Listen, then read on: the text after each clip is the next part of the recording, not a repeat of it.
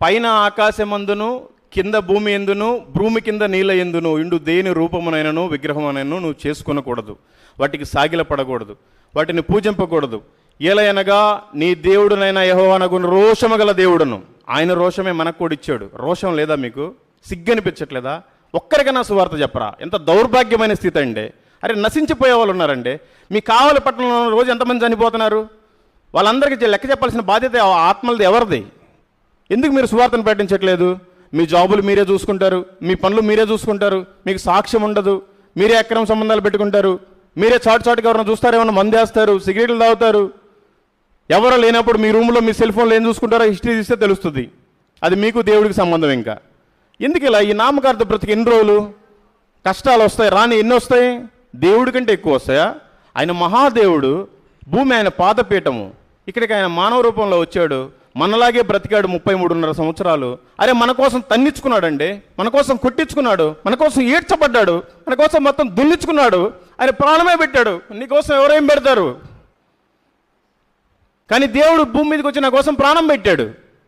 మరి మీరు ఆయన కోసం ఏం చేస్తున్నారు? అక్కడ ఒక పెద్ద లిస్ట్ ఉంది. వాళ్ళు ఏంటి, సర్దార్ సింగులు ఏమేమి పనులు చేయాలి, ఏమేమి చేయకూడదు. ఎవడైనా ఆ తలకి పాగా కట్టుకొని ఎవడైనా సిగరెట్ తాగితే చెప్పు తీసుకొని కొట్టి వాడిని అప్పుడే గుండు చేపిస్తారు. అదే క్రైస్తవులు కానీ బయట సిగరెట్లు మందులు తాగుతుంటే ఆ పని కానీ చేస్తే చాలా బాగుంటుంది అనుకున్నాను నేనైతే. అసలు సిగ్గు లేదు. మనమే సిగరెట్లు తాగుతాం, బీడీలు తాగుతాం, అబద్ధాలు ఆడతాం, మందు తాగుతాం, వ్యభిచారం చేస్తాం, క్రైస్తవులని చెప్పుకుంటాం. ఎన్ని రోజులు ఈ నామకార్థ బ్రతుకు? దేవుడు ఈరోజు నీ ప్రాణం అడిగితే ఏంటి పరిస్థితి? సినిమాలు చూస్తాం, సీరియళ్ళు చూస్తాం, సెల్ ఫోన్లు అనవసరమైనవి చూస్తాం, కానీ దేవుడి మాటలు మాత్రం వినం. దేవుడి కోసం బ్రతకం, ఒక్కడికి సువార్త చెప్పం. మీరు ఉదయం సరిగ్గా లేకుండా మీ కానుకలు ఎవడికి కావాలి? దేవుడు నిన్ను ఎందుకు బ్రతికిచ్చాడు? కనీసం ఒక్క మనిషికైనా సువార్త చెప్పాలి కదా. మనకు సిగ్గుండాలి కదా అసలు చెప్పుకోవడానికి. నేను క్రైస్తవురాలని చెప్పుకోవడానికి. ఎంతమందిని తీసుకొచ్చారు మీరు దేవుడి సన్నిధికి? మీరందరూ కనీసం ఒక 200 మంది ఉంటారు. వారానికి 200 మంది పెరుగుతారు కదా. ఎన్ని సంవత్సరాల నుంచి చర్చ్ ఉంది? ఎన్ని సంవత్సరాల నుంచి మీరు మాత్రమే ఉన్నారు? అంటే మీ కులం వాళ్ళకైనా దేవుడు ఇంక వేరే ఒక వాళ్ళకి దేవుడు కాదా? వేరే భాష వాళ్ళకి దేవుడు కాదా? వేరే ఊరు వాళ్ళకి దేవుడు కాదా? మరి ఏది మీరు చేసింది ఏది? ఈ రాజ్య సువార్త సకల జనములకు సాక్షార్థమై లోకమందంతటా ప్రకటింపబడును, అటు తర్వాతే అంతము వచ్చును. ఎవడి పాటుకు వాడే ఇంట్లో ఉంటాడు, లేదంటే ఒక చిన్న షెడ్ వేసుకుంటాడు, నేను పాస్టర్ అని చెప్పుకొని ఆడు ఉంటారు. ఎవరికి వాళ్ళే మంచిగా దేవుడి దగ్గర ఆశీర్వాదాలు పొందుకుంటారు. ఒక మంచి చీర లేకపోతే మంచి డ్రెస్ వేసుకొని చర్చికి వస్తారు, చిల్లర మారుస్తారు, కానుకలు వేస్తారు, నేను క్రిస్టియన్లే అని. ఆయనేమో సర్వలోకానికి సర్వ సృష్టికి సువార్తను ప్రకటించిన తర్వాతే అంతము వచ్చును, అప్పుడు దాకా నేను రాను అంటున్నాడు. దండం పెట్టి చెప్తున్నాను. అంతా పేరుకే తెల్ల చొక్కాలు వేసుకొని చాలా నీట్గా ఉందాగా ఉంటారు. వాళ్ళ జీవితాలు మొత్తం నల్లగా భ్రష్టు పట్టిపోయినాయి. తప్పిపోయిన కుమారులు వాళ్ళంతా. దేవుడి పిల్లలే ఒకప్పుడు కప్పిపోయిన కుమారులు. దయచేసి మనకి రోజు కూలి పని చేస్తున్నామా, ఉద్యోగం చేస్తున్నామా, అడక్క తింటున్నామా, సరే 3 పూట్ల భోజనం దేవుడు పెడుతున్నాడు. ఒక్క 3 కన్నా దేవుడు సువార్త చెప్పకపోతే మనం చచ్చిపోవటం మంచిదండి. క్రైస్తవులు అని చెప్పుకోవడం సిగ్గుచేటు.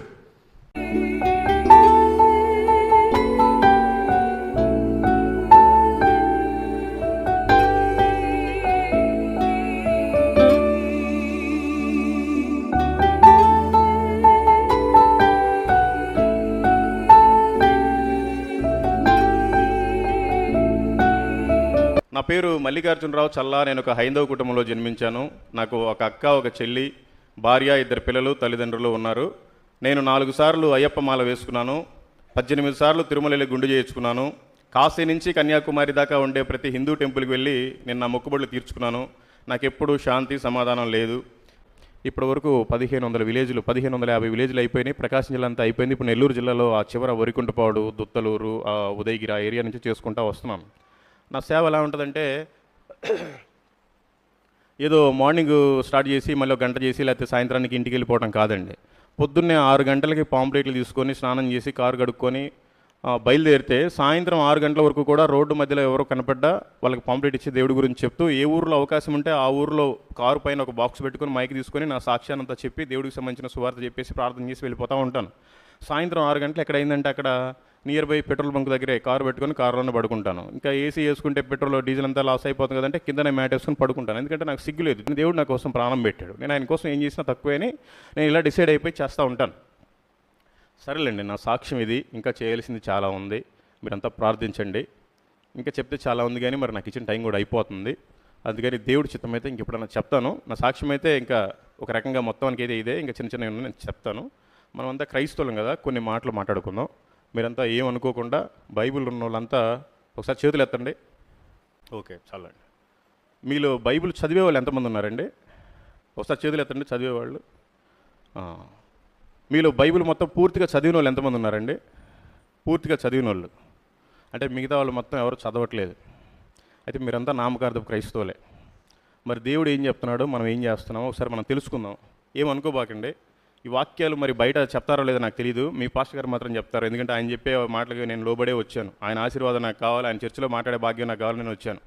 అందుకని ఏమనుకోకుండా కొంచెం పచ్చిగా మాట్లాడేసి వెళ్ళిపోతాను. మనం నామకార్థం జీవితం జీవిస్తే మాత్రం క్రైస్తవులను చెప్పుకోవటమే సిగ్గుచేటు. ఏమనుకోబాకండి, నేను ఇలాగే మాట్లాడతాను. అది బైబిల్లో నుంచి కొన్ని వాక్యాలు చూసుకుందాం మనం. మత్తయి సువార్త 7వ అధ్యాయము 21వ వచనం. ఎవరైనా చదవగలిగితే మంచిది, లేదంటే నేనే చదివేస్తాను. ప్రభువా ప్రభువా అని నన్ను పిలిచి ప్రతివాడును పరలోక రాజ్యంలో ప్రవేశింపడు కానీ పరలోకమందున్న నా తండ్రి చిత్త ప్రకారం చేయవాడే ప్రవేశించును. అసలు తండ్రి చిత్తం అంటే ఏంటండి? తండ్రి చిత్తాన్ని ఎవరైనా తెలుసుకున్నారా? తెలుసుకోకపోతే ఈరోజు తెలుసుకుందాం. యెషయా గ్రంథము 29వ అధ్యాయము 13వ వచనం. ప్రభు ఇలాగ సెలవిచ్చి ఉన్నాడు, ఈ ప్రజలు నోటి మాటతో నా యొద్దకు వచ్చుచున్నారు, పెదవులతో నన్ను గణపరచుచున్నారు కానీ తమ హృదయములను నాకు దూరం చేసుకొని ఉన్నారు. వారు నా ఎడల చూపు భయభక్తులు మానవ విధులను బట్టి వారు నేర్చుకునినవి. ఓకే, చాలు. అసలు మన హృదయాన్ని ఆయనకి ఇస్తున్నావా? ఓన్లీ పైన ప్రార్థన చేసి వెళ్ళిపోతున్నావా? నిజంగా ఎవరిని చేతులు ఎత్తమని చెప్పను, కానీ మీ హృదయాలు మీరు పరిశీలన చేసుకోండి. ఇలా ఎన్ని రోజులు మీరు నామకార్థంగా ఉంటారు? నిజంగా మనం ఆయన హృదయం ఇస్తున్నామా ఆయనకి? ఆయన మన హృదయంలో ఉన్నాడా? మనం నోటారా ప్రార్థిస్తున్నామా? ఊరికి పైన పెదవులతో ప్రార్థిస్తున్నామా? తెలుసుకోండి. అసలు దేవుడి ఉద్దేశం ఏంటి? ఎందుకు దేవుడు హృదయం అడుగుతున్నాడు? అసలు ఎందుకు ప్రభువా ప్రభు అని పిలిచేవాడు పరలోకం రాజ్యం చేరడు కానీ తండ్రి చిత్తం చేసిన వాడే మాత్రం వస్తాడని ఎందుకు అంటున్నాడు? ఆదికాండము 1వ అధ్యాయము 27వ వచనం. దేవుడు తన స్వరూపమందు నరుని సృజించెను, దేవుని స్వరూపమందు వారిని సృజించెను, స్త్రీనిగాను పురుషునిగాను వారిని సృజించెను. దేవుడు వారిని ఆశీర్వదించెను. దేవుడు తన స్వరూపమందు నరుని సృజించెను, దేవుని స్వరూపమందు వాని సృజించెను, స్త్రీనిగాను పురుషునిగాను సృజించెను. అంటే దేవుడు తన స్వరూపం అంటే ఏంటి? దేవుడి స్వరూపం ఏదైతే ఉందో ఆయన మనకు అదే ఇచ్చాడు. ఏమిచ్చాడు?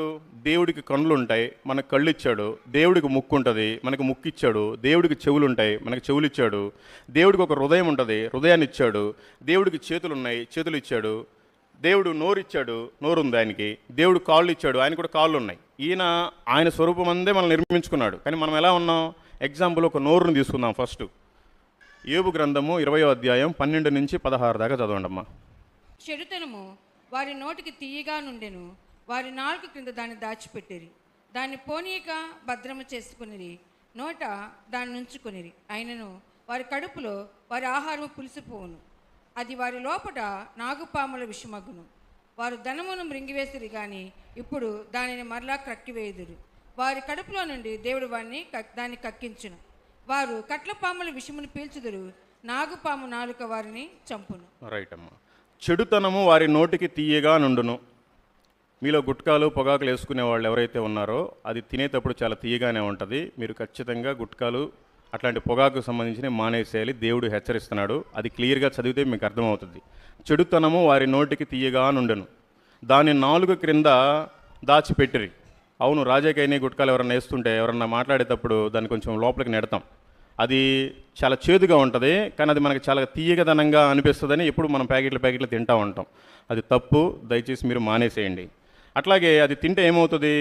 అయినను వారి కడుపులో వారి ఆహారము పులిసిపోవను, అది వారి లోపల నాగుపాముల విషమగును. అది తినటం వల్ల విషంతో సమానం. క్యాన్సర్ వస్తుంది ఈ రోజున, పొగాకు వల్లే వస్తుంది. అది యోబు గ్రంథంలో క్లియర్గా రాశాడు. ఆ తర్వాత వారి కడుపులో నుండి దేవుడు దాన్ని కక్కించును, వారు కట్లపాముల విషమును పీల్చుదురు, నాగుపాము నాలుక వారిని చంపును. కట్లపాముల విషమును పీల్చుదురు అంటే అవి సిగరెట్లు, బీడీలు, చుట్టలు. అది నిజంగానే పీలుస్తున్నాం, అది విషం అయిపోతుంది, క్యాన్సర్ వస్తుంది. దేవుడు తయారు చేసుకున్న ఆకారాన్ని మనం కోల్పోతున్నాం, నరకానికి వెళ్ళిపోతున్నాం. దయచేసి మీరు ఎవరు కూడా అలాంటివి చేయబాకండి. సామెతల గ్రంథం 4:24. మూర్ఖపు మాటలు నోటికి రానియకము, పెదవుల నుండి కుటిలమైన మాటలు రానియకము. ఎవరు ఈ రోజున మూర్ఖపు మాటలు రాకుండా మాట్లాడుతున్నారండి? కనీసం దేవుణ్ణి స్తుతించే అనుబంధంలో ఉండాలి మనం. ఎవరన్నా కనపడ్డా కూడా దేవునికి స్తోత్రం ఓకే అట్లా మాట్లాడుతూ ఉండాలి. నోరు తెరిస్తే క్రైస్తవులే పచ్చి బూతులు మాట్లాడటానికే ఇష్టపడుతున్నారు, బూతులు మాట్లాడటానికే ఇష్టం చూపిస్తున్నారు. వినటానికి అదే ఇష్టం, మాట్లాడటానికి అదే ఇష్టం. సో మనం అట్లా మాట్లాడకూడదు, అది చాలా తప్పు, తెలుసుకోండి. అట్లాగే సామెతల గ్రంథం 21:23. నోటిని నాలుకను భద్రము చేసుకున్నవాడు శ్రమల నుండి తన ప్రాణమును కాపాడుకొను. మన నోటిని, మన నాలుకని మనం భద్రం చేసుకోవాలి. ఈ చాడీలు అక్కడ, ఆ చాడీలు ఇక్కడ అట్లా మాట్లాడటం వల్ల అనవసరమైన గొడవలు వస్తున్నాయి. అందుకే వాటిని నువ్వు అదుపులో పెట్టుకుంటే ఆ శ్రమ రాకుండా చూసుకుంటానంటున్నాడు దేవుడు. తన ప్రాణమునే కాపాడుకుంటాడంట శ్రమల నుంచి. అట్లాగే ప్రసంగి 5:2. నీవు దేవుని సన్నిధిని అనాలోచనగా పలుకుటకు నీ హృదయమును త్వరపడనీక నీ నోటిని కాచుకొమ్ము. దేవుడు ఆకాశం ముందున్నాడు, నీవు భూమి మీద ఉన్నావు, కావున నీ మాటలు కొద్దిగా ఉండవలెను.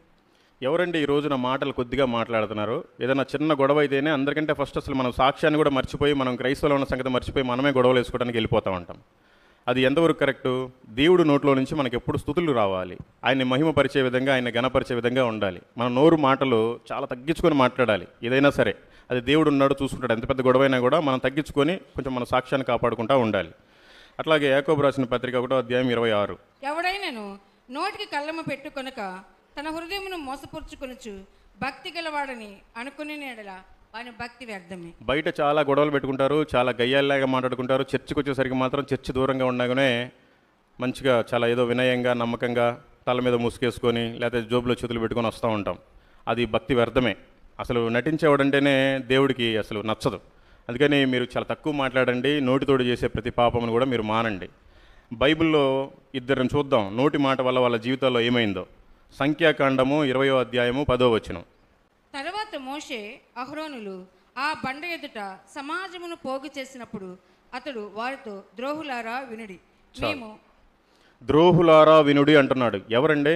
బైబిల్లో ఒక గొప్ప లీడర్, ఒక గొప్ప నాయకుడు, ఒక గొప్ప ఇంజనీరు. ఇంకా ఆయన చెప్పాలంటే దేవుడి తర్వాత దేవుడు అనుకోవచ్చు ఒకవేళ అవకాశం ఉంటే. అంత గొప్ప వ్యక్తి మోషే. అంటే ఐగుప్తు నుంచి ప్రజలందరినీ కూడా తీసుకొచ్చిన వ్యక్తి. అలాంటి వ్యక్తే నోరు కంట్రోల్ లేక నోరు జారాడు. దానివల్ల చాలా నష్టం జరిగింది. ఆయన అసలు కానానికే వెళ్ళలేకపోయాడు. ద్రోహులారని తిట్టినందుకు ఎందుకు ఆయన పిల్లల్ని. అంటే నోటిని అదుపులో చేసుకోకపోతే నీకు ఎంత పెద్ద జాబ్ ఉన్నా, నీకు ఎంత పెద్ద బిజినెస్ ఉన్నా, నీకు ఎన్ని కోట్ల రూపాయలు ఉన్నా, నువ్వెంత పేద స్థితిలో ఉన్నా వ్యర్థమే. దేవుడు శాపాన్ని మనం కొని తెచ్చుకుంటాం, ఆయన చేర్పించాల్సిన మార్గాన్ని మనం తీసుకెళ్ళడు, వదిలేస్తాడు. అందుకని నోటిని చాలా అదుపులో పెట్టుకోవాలి. ఈయన ఒక మంచి నాయకుడే మరి కంట్రోల్లో ఉండలేకపోతే మరి మనం ఎక్కడ ఉంటున్నాం తెలుసుకోండి. అయితే బైబిల్లో ఇంకొక వ్యక్తి ఉన్నాడు నోటిని అదుపులో పెట్టుకున్న క్యాండిడేట్. యోబు గ్రంథము 1:22. ఈ సంగతులలో ఏ విషయమందును యోబు ఏ పాపమును చేయలేదు, దేవుడు అన్యాయం చేసినని చెప్పలేదు. చూడండి, యోబుకి సమస్తం కోల్పోయాయి. నేను కూడా ఒక రకంగా జూనియర్ యోబునే. అయితే నాకు జరిగింది ఆయన దాంట్లో నేను పోల్చుకుంటే చాలా చిన్న. ఆయనకి ఏమీ లేదు, అంతా పోయింది. అయినను దేవుడు అన్యాయము చేసినని ఆయన నోటితో చెప్పలేదంట. అలా ఉండాలి మనం కూడా, తెలుసుకోండి. సరే, వారి సంగతి సరే. కొంతమందికి అసలు నోరే లేదు, మోగవాళ్ళగా పుట్టారు. దేవుడు కానీ మనకి నోరిచ్చాడు. మరి మనం ఆ నోరుతోటి ఏం చేస్తున్నాం తెలుసుకోవాలి. కీర్తనలు 34:1. నేను ఎల్లప్పుడు యెహోవాను సన్నుతించెదను, నిత్యము ఆయన కీర్తి నా నోట నుండును. ఆయన కీర్తి మన నోట నుండాలి. ఎప్పుడు ఆయన స్తుతిస్తూనే ఉండాలి. దేవుడికి అది ఇష్టం. మనల్ని అందుకే ఆయన తయారు చేస్తున్నాడు. ఆయన మాట మన నోట లేకపోతే మనం అసలు క్రైస్తవులను చెప్పుకోవడం సిగ్గుచేటు. ఖచ్చితంగా బూతులు ఎవరన్నా మాట్లాడాలంటే మానేసేయండి. ఆయన స్తుతులు చెల్లిస్తూనే ఉండాలి. ఎవరు కనిపించినా, ఎవరితోటి మాట్లాడుతున్నా కూడా దేవునికి స్తోత్రం చెల్లిస్తూనే ఉండాలి. అలాగే కీర్తనల గ్రంథం 40:3. తనకు స్తోత్ర రూపమగు క్రొత్త గీతమును మన దేవుడు నా నోట ఉంచెను, అనేకులు దాన్ని చూచి భయభక్తులు కలిగి యెహోవా యందు నమ్మక ఉంచెదరు. తనకు స్తోత్ర రూపమగు క్రొత్త గీతమును మన దేవుడు నా నోట నుంచెను, అనేకులు దాన్ని చూచి భయభక్తులు కలిగి యెహోవా యందు నమ్మకం ఉంచెను. ఎందుకంటే ఇప్పుడు నేనున్నాను, నా నోట ఎప్పుడు సువార్త మాటే ఉంటుంది. నేను గొప్పలు చెప్పట్లేదు, ఇది సత్యం. నేను టీ తాగినా దేవుడి గురించి చెప్తాను, టిఫిన్ చేసినా దేవుడి గురించి చెప్తాను, ఈవెన్ బస్ స్టాండ్లో టాయిలెట్కి వెళ్ళినా కూడా డబ్బులు ఇచ్చేటప్పుడు దేవుడి గురించే చెప్తాను. అట్లా చెప్పడం వల్లే ఇప్పటి వరకు 59 మంది బాప్తీసం తీసుకున్నారు, 1,00,000 మందితోటి మాట్లాడగలిగాం. అట్లా మీరు ఎందుకు చెప్పలేకపోతున్నారు? దేవుడు అందుకని మనల్ని తయారు చేసుకున్నాడు. మీరు కూడా చెప్పండి. అలా చెప్పకుండా మీరెంత భక్తులైనా కూడా మీ భక్తి వ్యర్థమే. అదనమాట. నేను చెప్పే మాటలు విని అనేకులు దాన్ని చూచి భయభక్తులు కలిగి యెహోవా యందు నమ్మకం ఉంచెను. ఈ వాక్యం నా జీవితంలో నెరవేరుతుంది. అదనమాట. సరే, నోరు అయిపోయింది. మన కన్నులు ఎలా ఉండాలో తెలుసుకుందాం. కీర్తనల గ్రంథము 119:37. వ్యర్థమైన వాటిని చూడకుండా నా కన్నులు త్రిపివేయము, నీ మార్గముల్లో నడుచుకొనుటకు నన్ను బ్రతికింపుము. ఎవరండి ఈ రోజున వ్యర్థమైనవి చూడకుండా ఉన్నారు? మీ గుండెల మీద మీరు చేసుకుని చేయెత్తగలరా? ఒకసారి మీ ఫోన్ హిస్టరీలు కనుక చెక్ చేస్తే తెలుస్తుంది. ఇక్కడ మనం చెక్ చేయం, కానీ చనిపోయిన తర్వాత ఖచ్చితంగా ఆయన దగ్గరికి చేరిన తర్వాత ఆయన చెక్ చేస్తాడు. వ్యర్థమైనవి చూడటానికే సెల్ ఫోన్లు వచ్చాయి అనుకోవచ్చు ఒక రకంగా చెప్పాలంటే. మరి అప్పట్లో కీర్తన గ్రంథం రాసినప్పుడు సెల్ ఫోన్లు లేవు, కానీ దేవుడు ముందే తెలుసు ఆయనకి, అందుకని ఆయన రాపిచ్చాడు. చూడండి, వ్యర్థమైన వాటిని చూడకుండా నా కన్నులు త్రిప్పివేయుము, నీ మార్గముల్లో నడుచుకొనుటకు నన్ను బ్రతికింపుము. సెల్ ఫోన్లో గంటల గంటలు జబర్దస్తులు కావచ్చు, ఇంకా వేరే రీల్స్ కావచ్చు, ఇంకా షార్ట్స్ కావచ్చు, ఏవేవో చూస్తాం. ఏదో పేరుకు మాత్రం ఎవరైనా రాగానే టక్కున మెసేజ్లు పెట్టుకోవటం, పాటలు పెట్టుకోవడం చేస్తూ ఉంటాం. అది భక్తి కాదు, మీరు తెలుసుకోండి. మీరంతా చదువుకున్న వాళ్ళు, మీరంతా కూడా మా మదర్ ఫాదర్ ఏజ్ కలిగిన వాళ్ళు, చాలామంది తమ్ముళ్ళు చెల్లెలు కూడా ఉన్నారు. మీకు చెప్పేంతటోని కాదు, కానీ నా జీవితం అంతా వ్యర్థమైపోయింది. చెడు చూడటమే కాదు, చెడు చేయటం కూడా. చెడు చూసినప్పుడే ఆటోమేటిక్గా చేయటానికి కూడా సాతానుగాడు ప్రేరేపితం చేస్తాడు. అందుకని మీరు దయచేసి జాగ్రత్తగా చూసుకోండి. సామెతల గ్రంథము 4:25. నీ కన్నులు ఇటు అటు చూడక సరిగాను, నీ కన్నురెప్పలు నీ ముందర సూటిగాను చూడవలెను. చర్చికి వచ్చేవాళ్ళు కూడా వచ్చిన పని ఏంటి, మరి ఇక్కడ నుంచి దేవుడు ఏం మాట్లాడుతున్నాడు పాస్టర్ గారి ద్వారా, మరి ఆ వాక్యాన్ని విని మన జీవితంలో భద్రపరుచుకుందాం, అలా జీవిద్దామని ఉండదండి. ఖచ్చితంగా వచ్చినప్పుడు ఈ అమ్మాయి ఏ చీర కట్టొచ్చింది, ఆ అమ్మాయి ఏ డ్రెస్ వేసింది, ఇతను ఎంత వైట్ షర్ట్ వేసాడు, ఇతనేంటి మీసాలకు రంగు వేసాడే, ఇవి చూడటమే సరిపోద్ది. ఎందుకని మరి మనం సరిగ్గా ఉండలేకపోతున్నాము? అక్కడ చెప్తున్నాడు, నీ కన్నులు ఇటు అటు చూడక సరిగాను, నీ రెప్పలను నీ ముందర సూటిగాను చూడవలెను. అట్లా మీరు చూడకపోతే మీరు అనుకుంటున్నారు ఎవరు చూడట్లేదులే, మనం చూస్తే ఏమవుతుందిలే, మనకు నచ్చినోళ్ళు కదా అని. కానీ ఆయన మాత్రం చూస్తూనే ఉంటాడు. చాలా జాగ్రత్తగా ఉండండి. యెషయా గ్రంథము 6:10. వారు కన్నులతో చూచి, చెవులతో విని, హృదయముతో గ్రహించి మనసు మార్చుకొని స్వస్థత పొందకపోవునట్లు ఈ జనుల హృదయము క్రొవ్వ చేసి వారి చెవులు మందపరిచి వారి కన్నులు మూయించమని చెప్పాను. నా భాషలో నేను ఒకటి చెప్తాను, ఏమనుకోబాకండి. అక్కడ వారు కనులతో చూచి, చెవులతో విని, హృదయంతో గ్రహించి, మనసు మార్చుకొని స్వస్థత పొందకపోవునట్లు ఈ జనుల హృదయము క్రొవ్వు చేసి అని రాసింది. అక్కడ క్రొవ్వు చేసి కాదు, బాగా బలిసి అని పెడతాను నేనైతే. ఎందుకంటే మనం చర్చకు వస్తాం, వింటాం, వాక్యాన్ని చదువుతాం, కానీ దాన్ని గ్రహించాం, నిజంగానే వ్యర్థంగానే ఉన్నాం. అందుకనే పాపం పాస్టర్ గారు ఇక్కడ సేవ స్టార్ట్ చేసి ఎన్ని రోజులైందో మరి నాకు తెలీదు. వాళ్ళంతా జాబులు చేసుకుంటా పాపం వాళ్ళ పిల్లల్ని కూడా సేవలోనే పెట్టాడు. మీరంతా ఇక్కడే ఉన్నారు. కనీసం మీరు గ్రహించి, నన్ను దేవుడు బాధ్యతగా పుట్టించాడు, నన్ను ఒక మందిరంలో స్థిరపరిచాడు, మరి నేను కనీసం నా పక్కన వాళ్ళకన్నా సువార్త చెప్పి మందిరాన్ని తీసుకురావాలన్న బాధ్యత మీకు ఒకరికి లేదు. ఒకవేళ ఉంటే ఇది పట్టదు. ఏసునామలు ఈ పాటికి 4-5 ఎకరాలు కొనేసి కట్టేవాళ్ళు పెద్ద మందిరాన్ని. తెలుసుకోండి ఏం చేస్తున్నారు అసలు మీరు. దేవుడు మిమ్మల్ని ఎందుకు పుట్టించాడు? చాలామంది చనిపోయారు, మనల్ని ఇంకా ఎందుకు బ్రతికిస్తున్నాడు ఆయన? కనీసం మనం వినే వాక్యానన్నా గ్రహించి దాని ప్రకారమన్నా జీవించాలి కదా. కొంతమంది జీవిస్తున్నారులే, కొంతమందికి అర్థమయ్యే వాళ్ళకి అర్థమవుతుంది. అర్థమైతే దేవుడికి స్తోత్రం. బైబిల్లో ఒక ఇద్దరిని చూద్దాం, వారి కన్నులు ఎలాంటివి. 2 సమూయేలు 11:2-4 వరకు చదవండక్క. దావీదు అనే వ్యక్తి దేవుడితో సహవాసం చేశాడు. దేవుడు అంటే ఆయనకి చాలా ఇష్టం. అంత పెద్ద తీస్మార్కే అని చెప్పుకోవాలి. ఆయన తోపు నిజంగా బైబిల్లోనే. అంత పెద్ద తోపే చెడును చూడటం వల్ల చేయాల్సి వచ్చింది, పాపం చేశాడు. అంటే మనమెంత? అందుకని మన సెల్ ఫోన్లు చాలా కంట్రోల్లో పెట్టుకోవాలి. దావీదు మిద్ది మీదకి ఎక్కి ఆ ఉరియా బాయారిని చూశాడు, ఆశపడ్డాడు, తీసుకొచ్చుకున్నాడు, తప్పు చేశాడు. అది మళ్ళీ తెలియకుండా వాళ్ళ హస్బెండ్ చంపేశాడు. ఆయన దేవుడికి బాగా ఇష్టమైన వ్యక్తే. మరి ఆయనే తప్పులో పడితే మనం ఎంత? అందుకని మన చూపులు చాలా జాగ్రత్తగా ఉండాలి. దేవుడు ఖచ్చితంగా మనం చూసేది ప్రతిదాన్ని లెక్క అడుగుతాడు. చెప్పాలి. అందరూ అనుకుంటున్నారు ఎవరు చూస్తున్నారులే, మన సెల్ ఫోనే కదా ఇది, మన సెల్ ఫోన్లో లాక్ ఉంటుంది, ఎవరో హిస్టరీ కూడా చూడలేని. ఆయన దగ్గర చాలా డేటా ఉంటుంది, అదంతా కలెక్ట్ చేసి పెట్టాడు, మనకి అక్కడ పెద్ద స్క్రీన్లో చూపిస్తాడు. అది ఇప్పుడు మనం ఏమనుకోవాలి అంటే, పరలోకం కాదు నరకం కాదు, మధ్యలో ఉన్నాం అనుకోండి. నీ ప్రయాణం ఇటైతే మాత్రం నీ కన్నులు చాలా జాగ్రత్తగా చూసుకోవాలి. అటైతే ఇంకా ఎక్కువ కూడా ఇక్కడ కూడా చూసుకోండి, పర్వాలేదు. అది దేవుడు హెచ్చరిస్తున్నాడు, తెలుసుకోండి. అలాగే బైబిల్లో ఇంకొక వ్యక్తి కనపడుతున్నాడు. దావీదన్నా కూడా ఒక పెళ్ళైన స్త్రీని చూచి తీసుకొచ్చుకొని పాపం చేశాడు. అసలు ఇంకొక వ్యక్తి ఉన్నాడు, ఆయన ఒక కన్యకను చూశాడు, అయినా కూడా నేను దేవుడితో నిబంధన చేసుకున్నాను, నేను ఎందుకు ఆ కన్యకను చూస్తాను అని అంటున్నాడు. ఏబు గ్రంథము 31:1. నేను నా కన్నులతో నిబంధన చేసుకుంటేనే కన్యకను నేను ఎలాగూ చూచుదును. చూడండి, ఆయన కన్నులు దేవునితో నిబంధన చేసుకున్నాడంట. మరి మీరు చేసుకున్నారా? మీ సెల్ ఫోన్లో ఏం చూడట్లేదా? మీరు మీ పక్కన వాళ్ళు ఏం చూడట్లేదా? మనం అనుకోవాలి, మన దేవుడికి నా కన్నులు నేను సమర్పించుకున్నాను, నేను చెడ్డమైనవి ఏమీ చూడకూడదు, అసభ్యకరమైన ఏమీ చూడకూడదు అనుకోవాలి. మనకేమైనా ఇబ్బందిగా ఉందనుకోండి, సెల్ ఫోన్ని తీసేయండి. దేవుడు చెప్తున్నాడు, నీ కన్ను నిన్ను అభ్యంతరపరిచిన ఎడల దాన్ని పీకివేసి పరలోకంలో చేరు, లేదంటే అది కలిగి నరకంలో ఉండటం ఏం మేలు అని చెప్తున్నాడు. మనకేమైనా ఇబ్బందిగా ఉందా? అసలు ఇంటర్నెట్ వాడబాకండి, ఏదో అవసరానికి మాత్రమే వాడండి. అనవసరమైనవన్నీ మీరు చూస్తూనే ఉంటారు. అది ఒక రీల్ ఓపెన్ చేస్తే ఇంకొకటి వస్తుంది, ఇంకొక షార్ట్ ఓపెన్ చేస్తే ఇంకొకటి వస్తుంది, ఇంకోటి చేస్తే ఇంకోటి వస్తుంది, టైం అంతా తినేస్తూనే ఉంటుంది. కానీ ప్రార్థన చేయమంటే పట్టున 10 నిమిషాలు కూడా కూర్చోబెట్టలేం. ఇప్పుడు కనుక దేవుడు నేను మిమ్మల్ని అందరిని పరలోకం తీసుకుంటాను, అర్జెంటుగా మీరు ఏమనుకోకుండా మీ మోకాళ్ళంతా ఫోటో తీసి పెట్టండి, ఎవరైతే నల్లగా ఉంటాయో మోకాలు వాళ్ళకే పరలోకం ఇస్తానంటే మీలో ఎంతమందికి మోకాలు నల్లగా ఉన్నాయో చూసుకోండి. ఇది సత్యం. ఏదో పేరుకు మాత్రమే బ్రతుకుతున్నామంటే బ్రతుకుతున్నామని కాదు, దేవుడికి లెక్క చెప్పాలి. చాలా పెద్ద కోటీశ్వరులు గొప్పోళ్ళంతా చనిపోయారు, మనం ఇంకా మిగిలి ఉన్నాం ఇక్కడ. ఎందుకు అంటే మన హృదయాలను తెల్లబరుచుకోవడానికి, మన మోకాలను నల్లబరుచుకోవటానికి. తెలుసుకోండి. వాళ్ళిద్దరు సరే, మరి కొంతమందికి అసలు కళ్ళే పెట్టలేదు, గుడ్డోలుగా ఉన్నారు. నాకు పాస్టర్ గారు తెలుసు, కాకినాడ పక్కనే చొల్లంగని సత్యానందం అని. బైబుల్ ఎంత బాగా చెప్తాడంటే నేను ఏ డౌట్ వచ్చినా ఆయనకే ఫోన్ చేస్తా, పాస్టర్ గారు పలానా వచ్చిన ఎక్కడుందంటే టక్కుని చెప్పేస్తాడు. నేను ఇప్పటికి 4 సార్లు పూర్తిగా చదివాను, నాకే సరిగ్గా గుర్తులేవు. ఆయన అడిగితే టక్కుని చెప్పేస్తాడు. నేను అనుకున్నాను అసలు ఆయన గుడ్డివాడ ఉండేప్పటికీ ఇంత గుర్తున్నాయి, అసలు ఆయన కళ్ళు ఉంటే ఇంకా అసలు ఎంత బాగా చేస్తాడోనని నేను అనుకున్నాను. అయితే మనం అసలు బైబిల్ని చదువుతున్నామా? మన కంటితోటి కనపడే ప్రతి వ్యక్తికి కనీసం సువార్త చెప్తున్నామా? బైబిల్ని అసలు చదువుతున్నామా? దేవుడు మనకి ఎందుకు ఇచ్చాడు? దీంట్లో ఉంది. డబ్బులో ఏం లేదు, మన ఫోన్పేలో, గూగుల్ పేలో, బ్యాంకులో ఏం లేదు, మొత్తం దీంట్లోనే ఉంది. ఈ లోకంలో ఏమి సంపాదించుకున్నా కూడా వేస్టే, అన్నీ వదిలేసి వెళ్ళిపోవాలి. మనం వేసుకున్న చొక్కా కావచ్చు, మనం కట్టుకున్న చీర కూడా రాదు. కానీ మనం ఎలా ఉండాలి అసలు? దేవుడు ఏమని చెప్తున్నాడు తెలుసుకోండి. గుడ్డి వాళ్ళకి కళ్ళే లేవు. అబ్బా వాళ్ళు అనుకుంటారు నాకు కానీ కళ్ళు ఇస్తే నేను ఇంకా సువార్త విపరీతంగా చేస్తాను అనుకుంటారు. మరి మన కళ్ళు ఇచ్చాడు, మనం ఏం చేస్తున్నాం తెలుసుకోండి. మన కళ్ళు ఎలా ఉండాలి అంటే సినిమాలు, సీరియళ్ళు, లేకపోతే ఇలా జబర్దస్తులు అవి చూసేలాగా ఉండకూడదు. చాలా భక్తిగా ఉండాలి, కళ్ళల్లో కూడా భక్తి ఉంటుంది. లూకా సువార్త 11వ అధ్యాయము 34వ వచనం.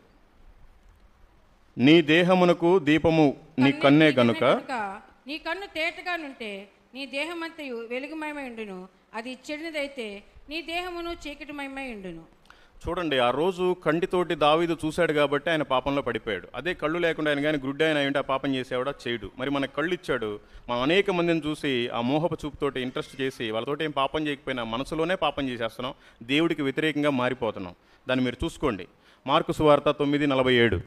నీ కన్ను నిన్ను అభ్యంతరపరచిన ఎడల దాన్ని తీసి పారవేయము. 2 కన్నులు కలిగి నరకంలో పడవేయబడుట కంటే ఒంటి కన్ను గలవాడవై దేవుని రాజ్యంలో ప్రవేశించుట మేలు. అది మీకు అర్థమయ్యే ఉంటుంది, తెలుసుకోండి. మన కళ్ళు చాలా పవిత్రంగా ఉండాలి.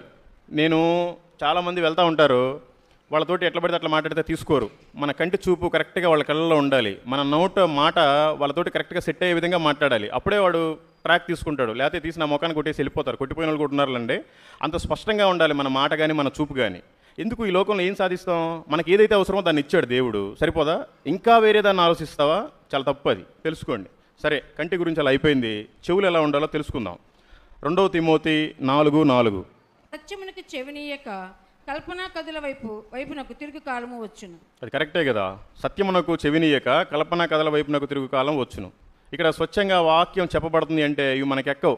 అక్కడెక్కడో అద్భుతాలు జరుగుతున్నాయి, ఆయన మొత్తం వర్షం ఆపాడంట, సూర్యుని ఆపాడంట, చంద్రుడిని ఆపాడంటే మనం పరిగెత్తాం. ఆ కల్పనా కథల వైపు కాదు. దేవుడు మనల్ని ఒక మందిరంలో స్థిరపరిచాడు. అక్కడ దేవుడు మనతోటి ఏం మాట్లాడుతున్నాడో దాన్ని చూసుకోవాలి. యెషయా గ్రంథం 55:3.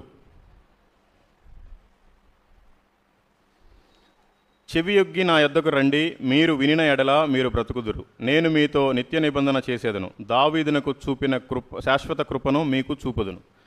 మనము చెవులతోటి విని ఆయన దగ్గర స్థిరంగా ఉండాలి. అంతేగాని విని ఇది మనకు కాదులే, ఇంకెవరికోలే, ఇంతమంది గుంపులో గోవింద అనుకుంటే కాదనమాట. తెలుసుకోండి. సామెతల గ్రంథం 16:20. లేట్ అయిపోతుంది, నేను చదువుతాను, ఏమనుకోబాకండి. ఎప్పుడన్నా నేను చదవలేకపోతే మీరు చదివేసేయండి అక్క, ఏమనుకోకుండా. సామెతల గ్రంథము 16:20. ఉపదేశమునకు చెవి ఎగ్గువాడు మేలునందును, యెహోవాను ఆశ్రయించువాడు ధన్యుడు. ఉపదేశమునకు చెవి ఎగ్గువాడంటే ఏంటి? ఉపదేశం అంటే అసలు ఏంటి? బైబిల్ ఏదో వరకు చదువుకుంటా పోతే కాదు. యేసు ప్రభు వారి భూమి మీద ఎలాగైతే ఉపమాన రీతిగా బోధించారో మన పాస్టర్ గారికి ఆ కృపనిస్తాడు దేవుడు, ఆ సంఘాన్ని నిర్మించే పర్సన్కి. అతని ద్వారా దేవుడు ఏం మాట్లాడుతున్నాడో మనం గ్రహించాలి. ఆ ఉపదేశంలోనే మన జీవితాన్ని స్థిరపరచుకోవాలి. తెలుసుకోండి. రోమిలికి రాసిన పత్రిక 2:13.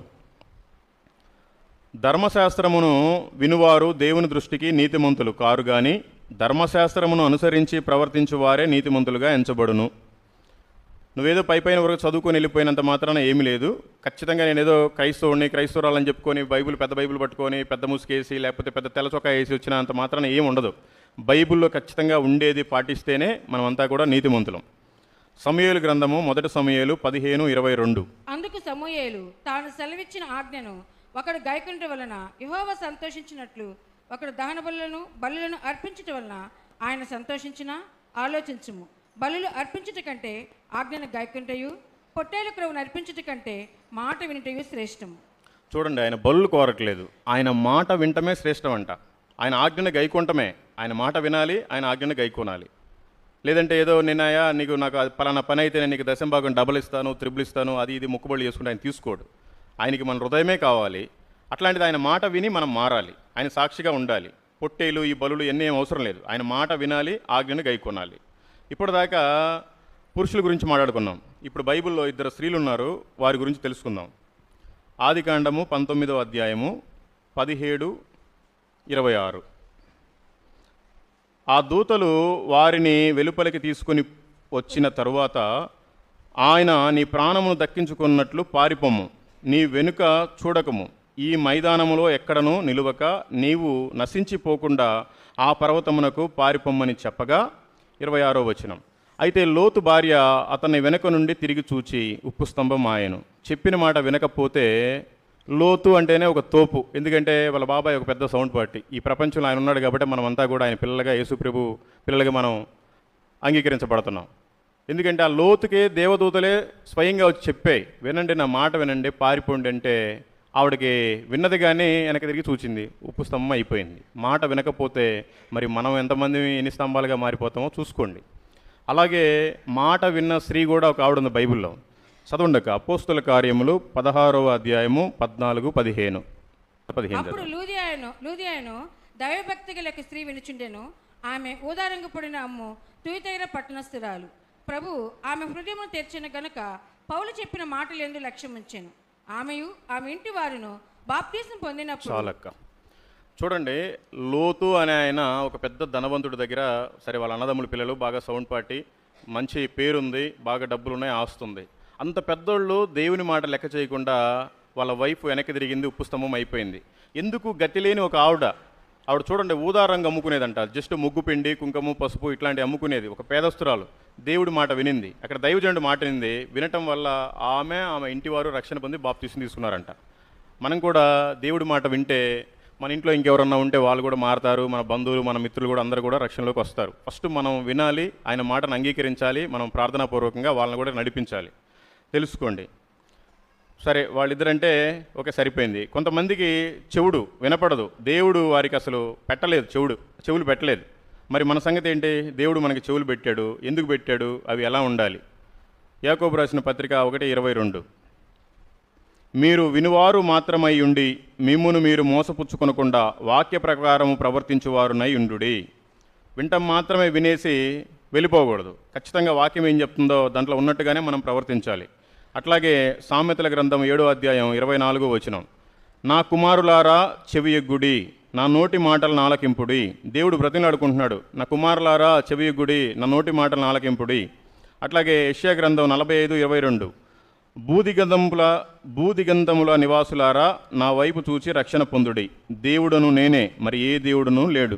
దేవుడు చెప్తున్నాడు, బూదిగంధముల నివాసులారా నా వైపు చూసి రక్షణ పొందండి, దేవుడు నేనే అని చెప్తున్నాడు. కానీ చాలామందికి ఆ మాటలు వినిపించవు. మనకు వినపడుతుందా? అనేక మందిని ఆయన దగ్గరికి తీసుకురావాలి, అప్పుడే ఆ వాక్యానికి నెరవేర్పు. ప్రకటన గ్రంథము 3:13. సంఘములతో ఆత్మ చెప్పుచున్న మాట చెవిగలవాడు వినుగాక.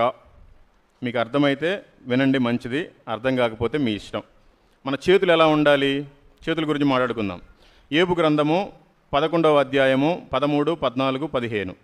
నీవు నీ మనసును తిన్నంగా నిలిపిన ఎడల, నీ చేతులు ఆయన వైపు చాపిన ఎడల, పాపము నీ చేతుల నుండి నువ్వు చూచి దాన్ని విడిచిన ఎడల, నీ గుడారముల నుండి దుర్మార్గతను నీవు కొట్టివేసిన ఎడల, నిశ్చయముగా నిర్దోషివై నీవు సంతోషించదువు, నిర్భయుడివై నీవు స్థిరపడియుందువు. మన చేతులు ఆయన వైపు చాపే విధంగా ఉండాలి. అప్పుడు మన ఏమైనా దుర్మార్గతలు ఉన్నా కూడా ఆయన తీసేస్తాడంట. ఆయన వైపు కాకుండా మరి నీ చేతులు ఏని వైపు చూస్తున్నాయో మరి చూసుకోండి, చాలా ప్రమాదకరం. కీర్తన గ్రంథం 24:4. వ్యర్థమైన దాని మనసు పెట్టకయు, కపటముగా ప్రమాణము చేయకయు, నిర్దోషమైన చేతులను శుద్ధమైన హృదయమును కలిగి ఉండువాడే.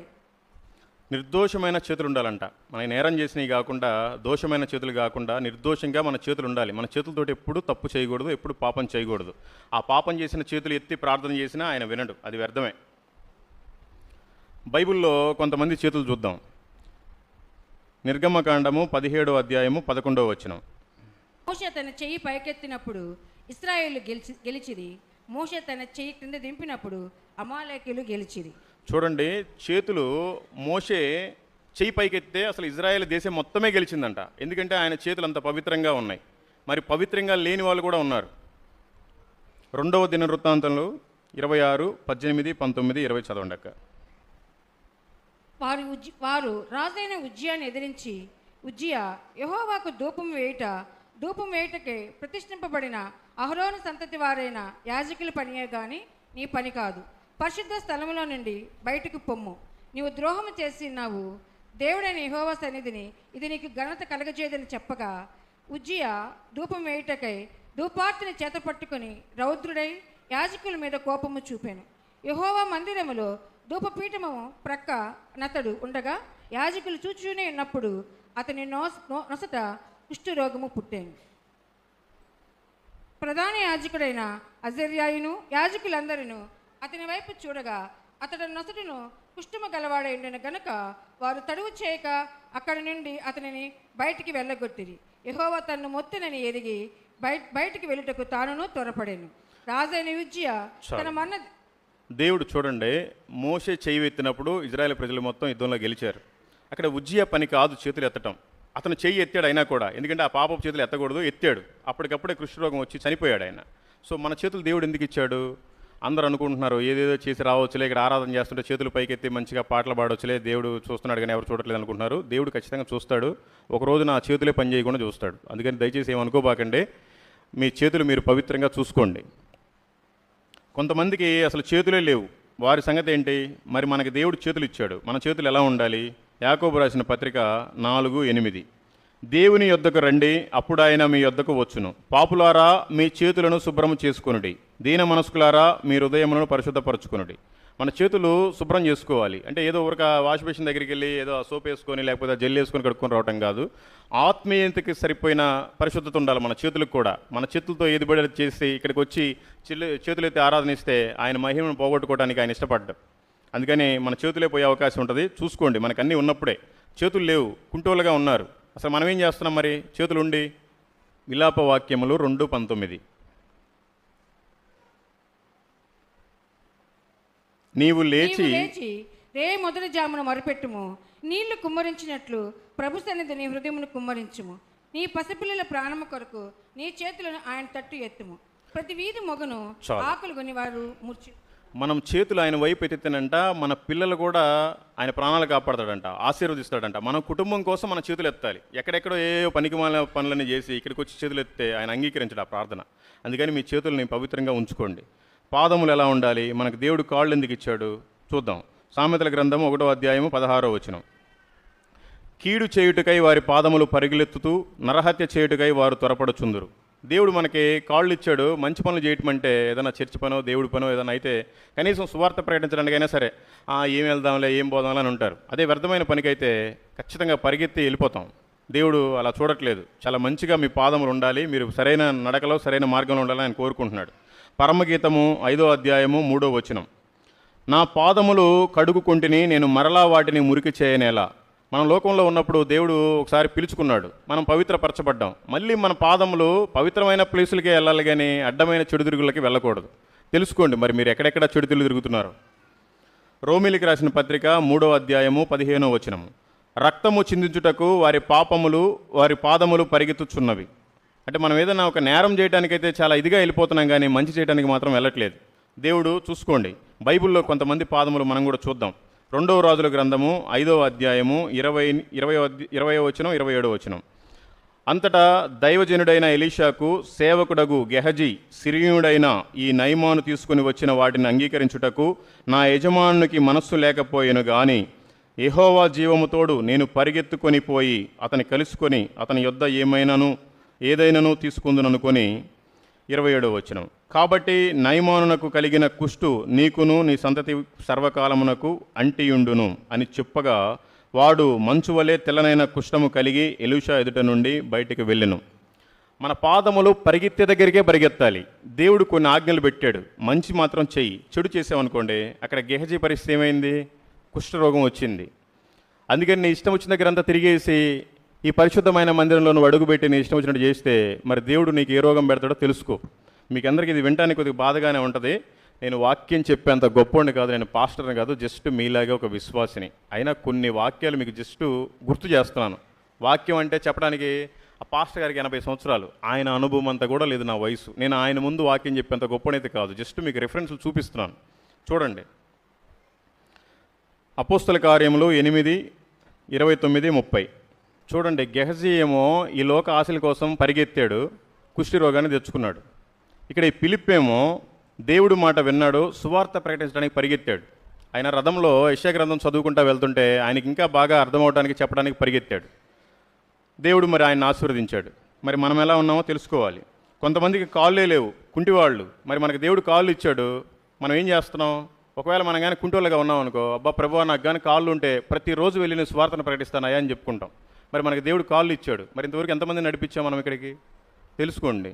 అన్నీ ఉన్నప్పుడు మనం ఏమీ చెయ్యం. ఏదో ఒక రోగమో ఏదో ఒక వ్యాధో వచ్చిన తర్వాత చాలా బాధపడతాం. అందుకని దేవుడు హెచ్చరిస్తున్నాడేమో తెలుసుకోండి. దేవుడు మనకి కాళ్ళు ఇచ్చాడు కదా, మన పాదములు ఎలా ఉండాలో మనం చూద్దాం. కీర్తనల గ్రంథము 119, 101 వచనం. నేను నీ వాక్యమును అనుసరించినట్లు దుష్ట మార్గములన్నిటిలో నుండి నా పాదములు తొలగించుకొనుచున్నాను. మీలో ఈ మాట ఎవరైనా చెప్పగలరా? నేను దేవుడిని నమ్ముకున్నాను, నా పాదములు ఎక్కడా దుష్ట మార్గంలో ఎందుకు తిరగదు, నేను ఓన్లీ పరిశుద్ధమైన మార్గంలోనే తిరుగుతానని మీరు చెప్పుకోగలరా? చూసుకోండి. యోబు గ్రంథము 23:11. నా పాదములు ఆయన అడుగుజాడలు విడువక నడిచినవి, నేను ఇటు అటు తొలగక ఆయన మార్గమును అనుసరించెను. మనకి దేవుడు మంచి భార్యని ఇచ్చాడు, పిల్లల్ని ఇచ్చాడు, జాబులు ఇచ్చాడు, బిజినెస్లు ఇచ్చాడు, ఇల్లు ఇచ్చాడు, సమస్తాన్ని ఇచ్చాడు. కానీ యోబుకి ఉన్నవి మొత్తం తీసిపడేశాడు. అయినా కూడా ఆయన పాదములు సరిగ్గానే తిరిగాయంట. మరి మన ఎలా తిరుగుతున్నాయి? మన పాదములు ఎటు ప్రయాణిస్తున్నాయి? తెలుసుకోండి. ఆయన చెప్తున్నాడు, నా పాదములు ఆయన అడుగుజాడలు విడువక నడిచినవి. మరి మనం కూడా దేవుడితో విడువక నడుస్తున్నామా, లేదంటే ఇంకెటు తిరుగుతున్నాయి? తెలుసుకోండి. సరే, అంతవరకు అయిపోయింది. మన హృదయం ఎలా ఉండాలి? యాకోబు రాసిన పత్రిక 5వ అధ్యాయం 5వ వచనం. మీరు భూమి మీద సుఖముగా జీవించి భోగాసక్తులై వదదినమునందు మీ హృదయమును పోషించుకుంటారు. మనమంట భూమి మీద సుఖంగా రాజభోగం అనుభవించామంట. భోగాసక్తులు అంటే అదే. మరి చాలామంది పేదవాళ్ళు తినడానికి కూడా లేదు, కానీ దేవుడు మాత్రం మనకు అన్నీ ఇచ్చాడు. దేనికి? తెలుసుకోవాలి. రోమీలికి రాసిన పత్రిక 2:5.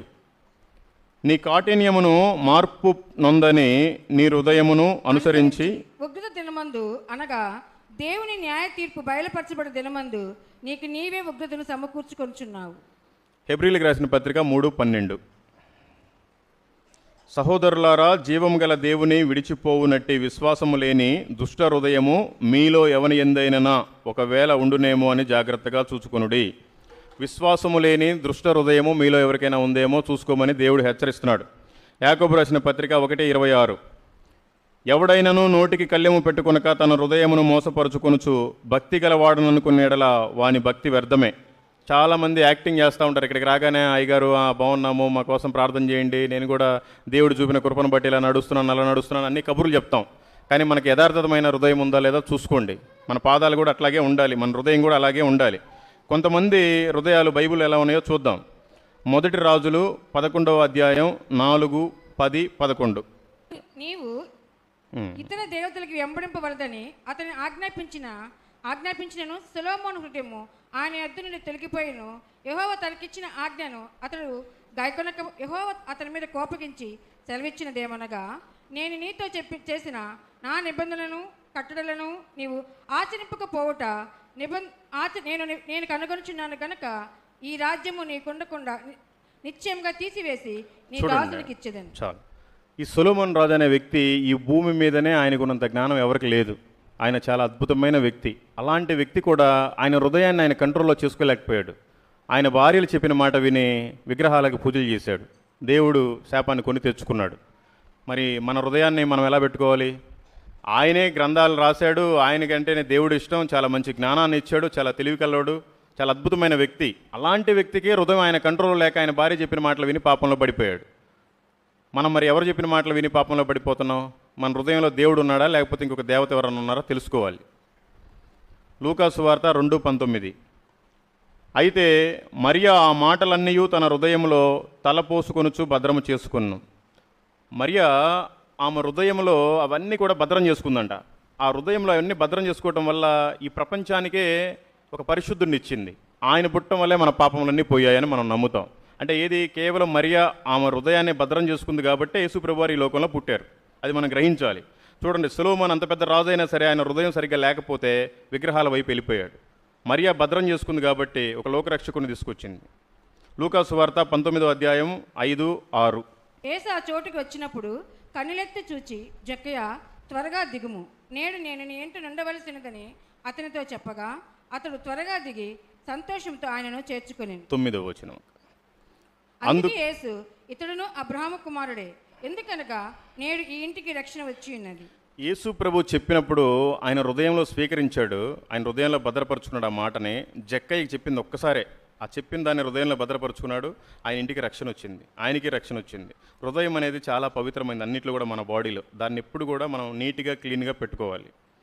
హృదయం ఎలా ఉండాలి అంటే 4:23 సామెతలు. నీ హృదయములో నుండి జీవధారలు బయలుదేరును, కాబట్టి అన్నిటికంటే ముఖ్యముగా నీ హృదయమును భద్రముగా కాపాడుకునుము. దేవుడు హెచ్చరిస్తున్నాడు. 1 యోహాను 3:20. ప్రియులారా, మన హృదయము మన యందు దోషారోపణ చేయని ఎడల దేవుని ఎదుట ధైర్యము గలవారమగుదము. మనం ఎక్కడ కానీ తప్పు చేయకుండా ఉంటే దేవుణ్ణి ఖచ్చితంగా మనం ఆయన ఎదురుగా నిలబడవచ్చు, మనం ప్రార్థించవచ్చు. ఏది ప్రార్థిస్తే అది అవుతుంది. ఎందుకంటే మన హృదయం కరెక్ట్గా ఉంది కాబట్టి. కానీ ఎవరికి కరెక్ట్గా ఉంది? ఎవరు నా దగ్గర ఇప్పుడు తప్పు లేదు, నా హృదయంలో ఏం లేదు, ఓన్లీ యేసుప్రభు ఒక్కడే ఉన్నాడని ఎవరు చెప్పగలరు? ఒకసారి మీరే ప్రశ్న వేసుకోండి. మత్తయి సువార్త 5:8. హృదయ శుద్ధి గల వారు ధన్యులు, వారు దేవుని చూచెదరు. మన హృదయం శుద్ధిగా ఉంటేనే మనం దేవుని చూడగలం, లేకపోతే మన బ్రతుకులన్నీ కూడా నరకం వైపు బాటే. తెలుసుకోండి. సరే, అంతా అయిపోయింది. జనరల్గా కొన్ని మాటలు మాట్లాడుకుందాం. మనమంతా నోటిని కాపాడుకుంటున్నాము, కంటిని కాపాడుకుంటున్నాము, హృదయాన్ని కాపాడుకుంటున్నాము, చెవులను కాపాడుకుంటున్నాము, చేతులు కాళ్ళని కాపాడుకుంటున్నాం. కాపాడుకుంటే మాత్రమే మనం భక్తులం. ఒకవేళ వాటిని కాపాడుకోలేకపోతే మనం భక్తిహీనులం. భక్తిహీనులను ఆయన ఏం చేస్తున్నాడో ఒకసారి చూడండి. సామెతల గ్రంథం 16:4. యెహోవా ప్రతి వస్తువును దాని పని నిమిత్తము కలగజేసెను, నాశనం దినమునకు ఆయన భక్తిహీనులను కలగజేసెను. చూడండి, యెహోవా ప్రతి వస్తువును దాని పని నిమిత్తము కలుగజేసెను, నాశన దినమునకు ఆయన భక్తిహీనులను కలుగజేసెను. ఈ మైక్ ఉంది మాట్లాడటానికి, ఈ పోడియం ఉంది నిలబడటానికి, టీవీ ఉంది చూసుకోవటానికి, మంచినీళ్ళు ఉన్నాయి తాగటానికి, బిల్డింగ్ ఉంది మనమంతా కూర్చొని ఆరాధించుకోవటానికి. కానీ భక్తిహీనులంట ఆయన నాశన దినంలో వేయటానికే తయారు చేశాడంట. మనమంతా అనుకుంటాం కదా, నరకం ఉంది పరలోకం ఉంది, నరకం ఉంది పరలోకం ఉందని. నరకంలో ఉండేది ఎవరో అన్యులు కాదు, భక్తిహీనులు ఎవరైతే వాళ్ళనే వేస్తాడు. ఆయనే తయారు చేశాడంట. మరి ఇంత బ్రతుకు బతికి ఆయన పోలిక చొప్పున ఆయన రూపాన్ని నీకు ఇచ్చి ఆయన నీకోసం ఈ భూమి మీదకి వచ్చి కొట్టించుకొని తన్నించుకొని ప్రాణం పెట్టి తిరిగి 3వ రోజున లేస్తే, ఇంతమంది దేవీ దేవతలంతా ఉంటే కూడా ఎవరు 3వ రోజున లేవలేకపోతే ఆయనే పునరుద్ధానుడై లేచి మళ్ళీ వస్తాను, మీరంతా కూడా అందరికీ సువార్త ప్రకటించండి, మీ హృదయాన్ని మంచిగా ఉంచుకోండి అని చెప్పిపోతే, నువ్వు భక్తిహీనతగా ఉంటే నేను తీసుకెళ్ళి నరకంలో వేస్తాడు. అవకాశం ఇస్తున్నాడు. భక్తిహీనులు కూడా ఆయనే తయారు చేశాడు. నరకంలో వేయటానికి కూడా ఆయనే తయారు చేశాడు. పరలోకంలో చేర్చుకోవడానికి కూడా ఆయనే తయారు చేశాడు. నువ్వు భక్తురాలువా, భక్తుడువా, లేదా భక్తిహీనురాలువా, భక్తిహీనుడువా తెలుసుకోండి.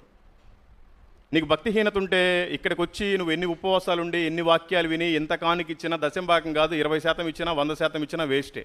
నువ్వు భక్తిహీనతలోనే ఉంటే వేస్ట్. మార్చుకోండి, భక్తుడిగా తయారవ్వండి. 1 పేతురు 5:8. నిబ్బరమైన బుద్ధి గలవారై మెలకుగా ఉండుడి, మీ విరోధి అయిన అపవాది గర్జించే సింహం వలె ఎవరిని మృంగుదునా అని వెతుకుచూ తిరుగుచున్నాడు. చూడండి, నిబ్బరమైన బుద్ధి గలవారై మెలకుగా ఉండుడి, లేదంటే మీ విరోధి అయిన అపవాది సాదాను గర్జించు సింహం వలె ఎవరిని మింగుదునా అని వెతుకుచూ తిరుగుచున్నాడు అటు ఇటు. మనం మాత్రమే దేవుణ్ణి నమ్ముకుంటే కాదు, సాతానుగాడు పొంచి ఉన్నాడు. మన ఇంట్లో వాళ్ళు కావచ్చు, మన బంధువులు కావచ్చు, మన కులమోళ్ళు కావచ్చు, మన బజారోళ్ళు కావచ్చు, మనకు తెలిసిన వాళ్ళు కావచ్చు, వాళ్ళందరినీ నరకానికి తీసుకెళ్ళడానికి వాడు రెడీగా పొంచి తిరుగుతున్నాడు అటు ఇటు. కానీ మనం భక్తులం కదా, మనం ఏం చేయాలి? దేవుడి మాటలు చెప్పి సువార్తను ప్రకటించి వాళ్ళ మందిరానికి తీసుకురావాలి. ఇది చివరి అవకాశం. మనం చనిపోయిన తర్వాత అయ్యా ప్రభా వాళ్ళు మా అన్నయ్య మా అమ్మ మా నాన్న లేకపోతే మా చుట్టాలు మా ఫ్రెండ్స్ వాళ్ళ నరకంలో వేయొద్దు ప్రభా కాపాడంటే కాపాడు ఆయన. ఇక్కడే నీకు అవకాశం ఇచ్చాడు.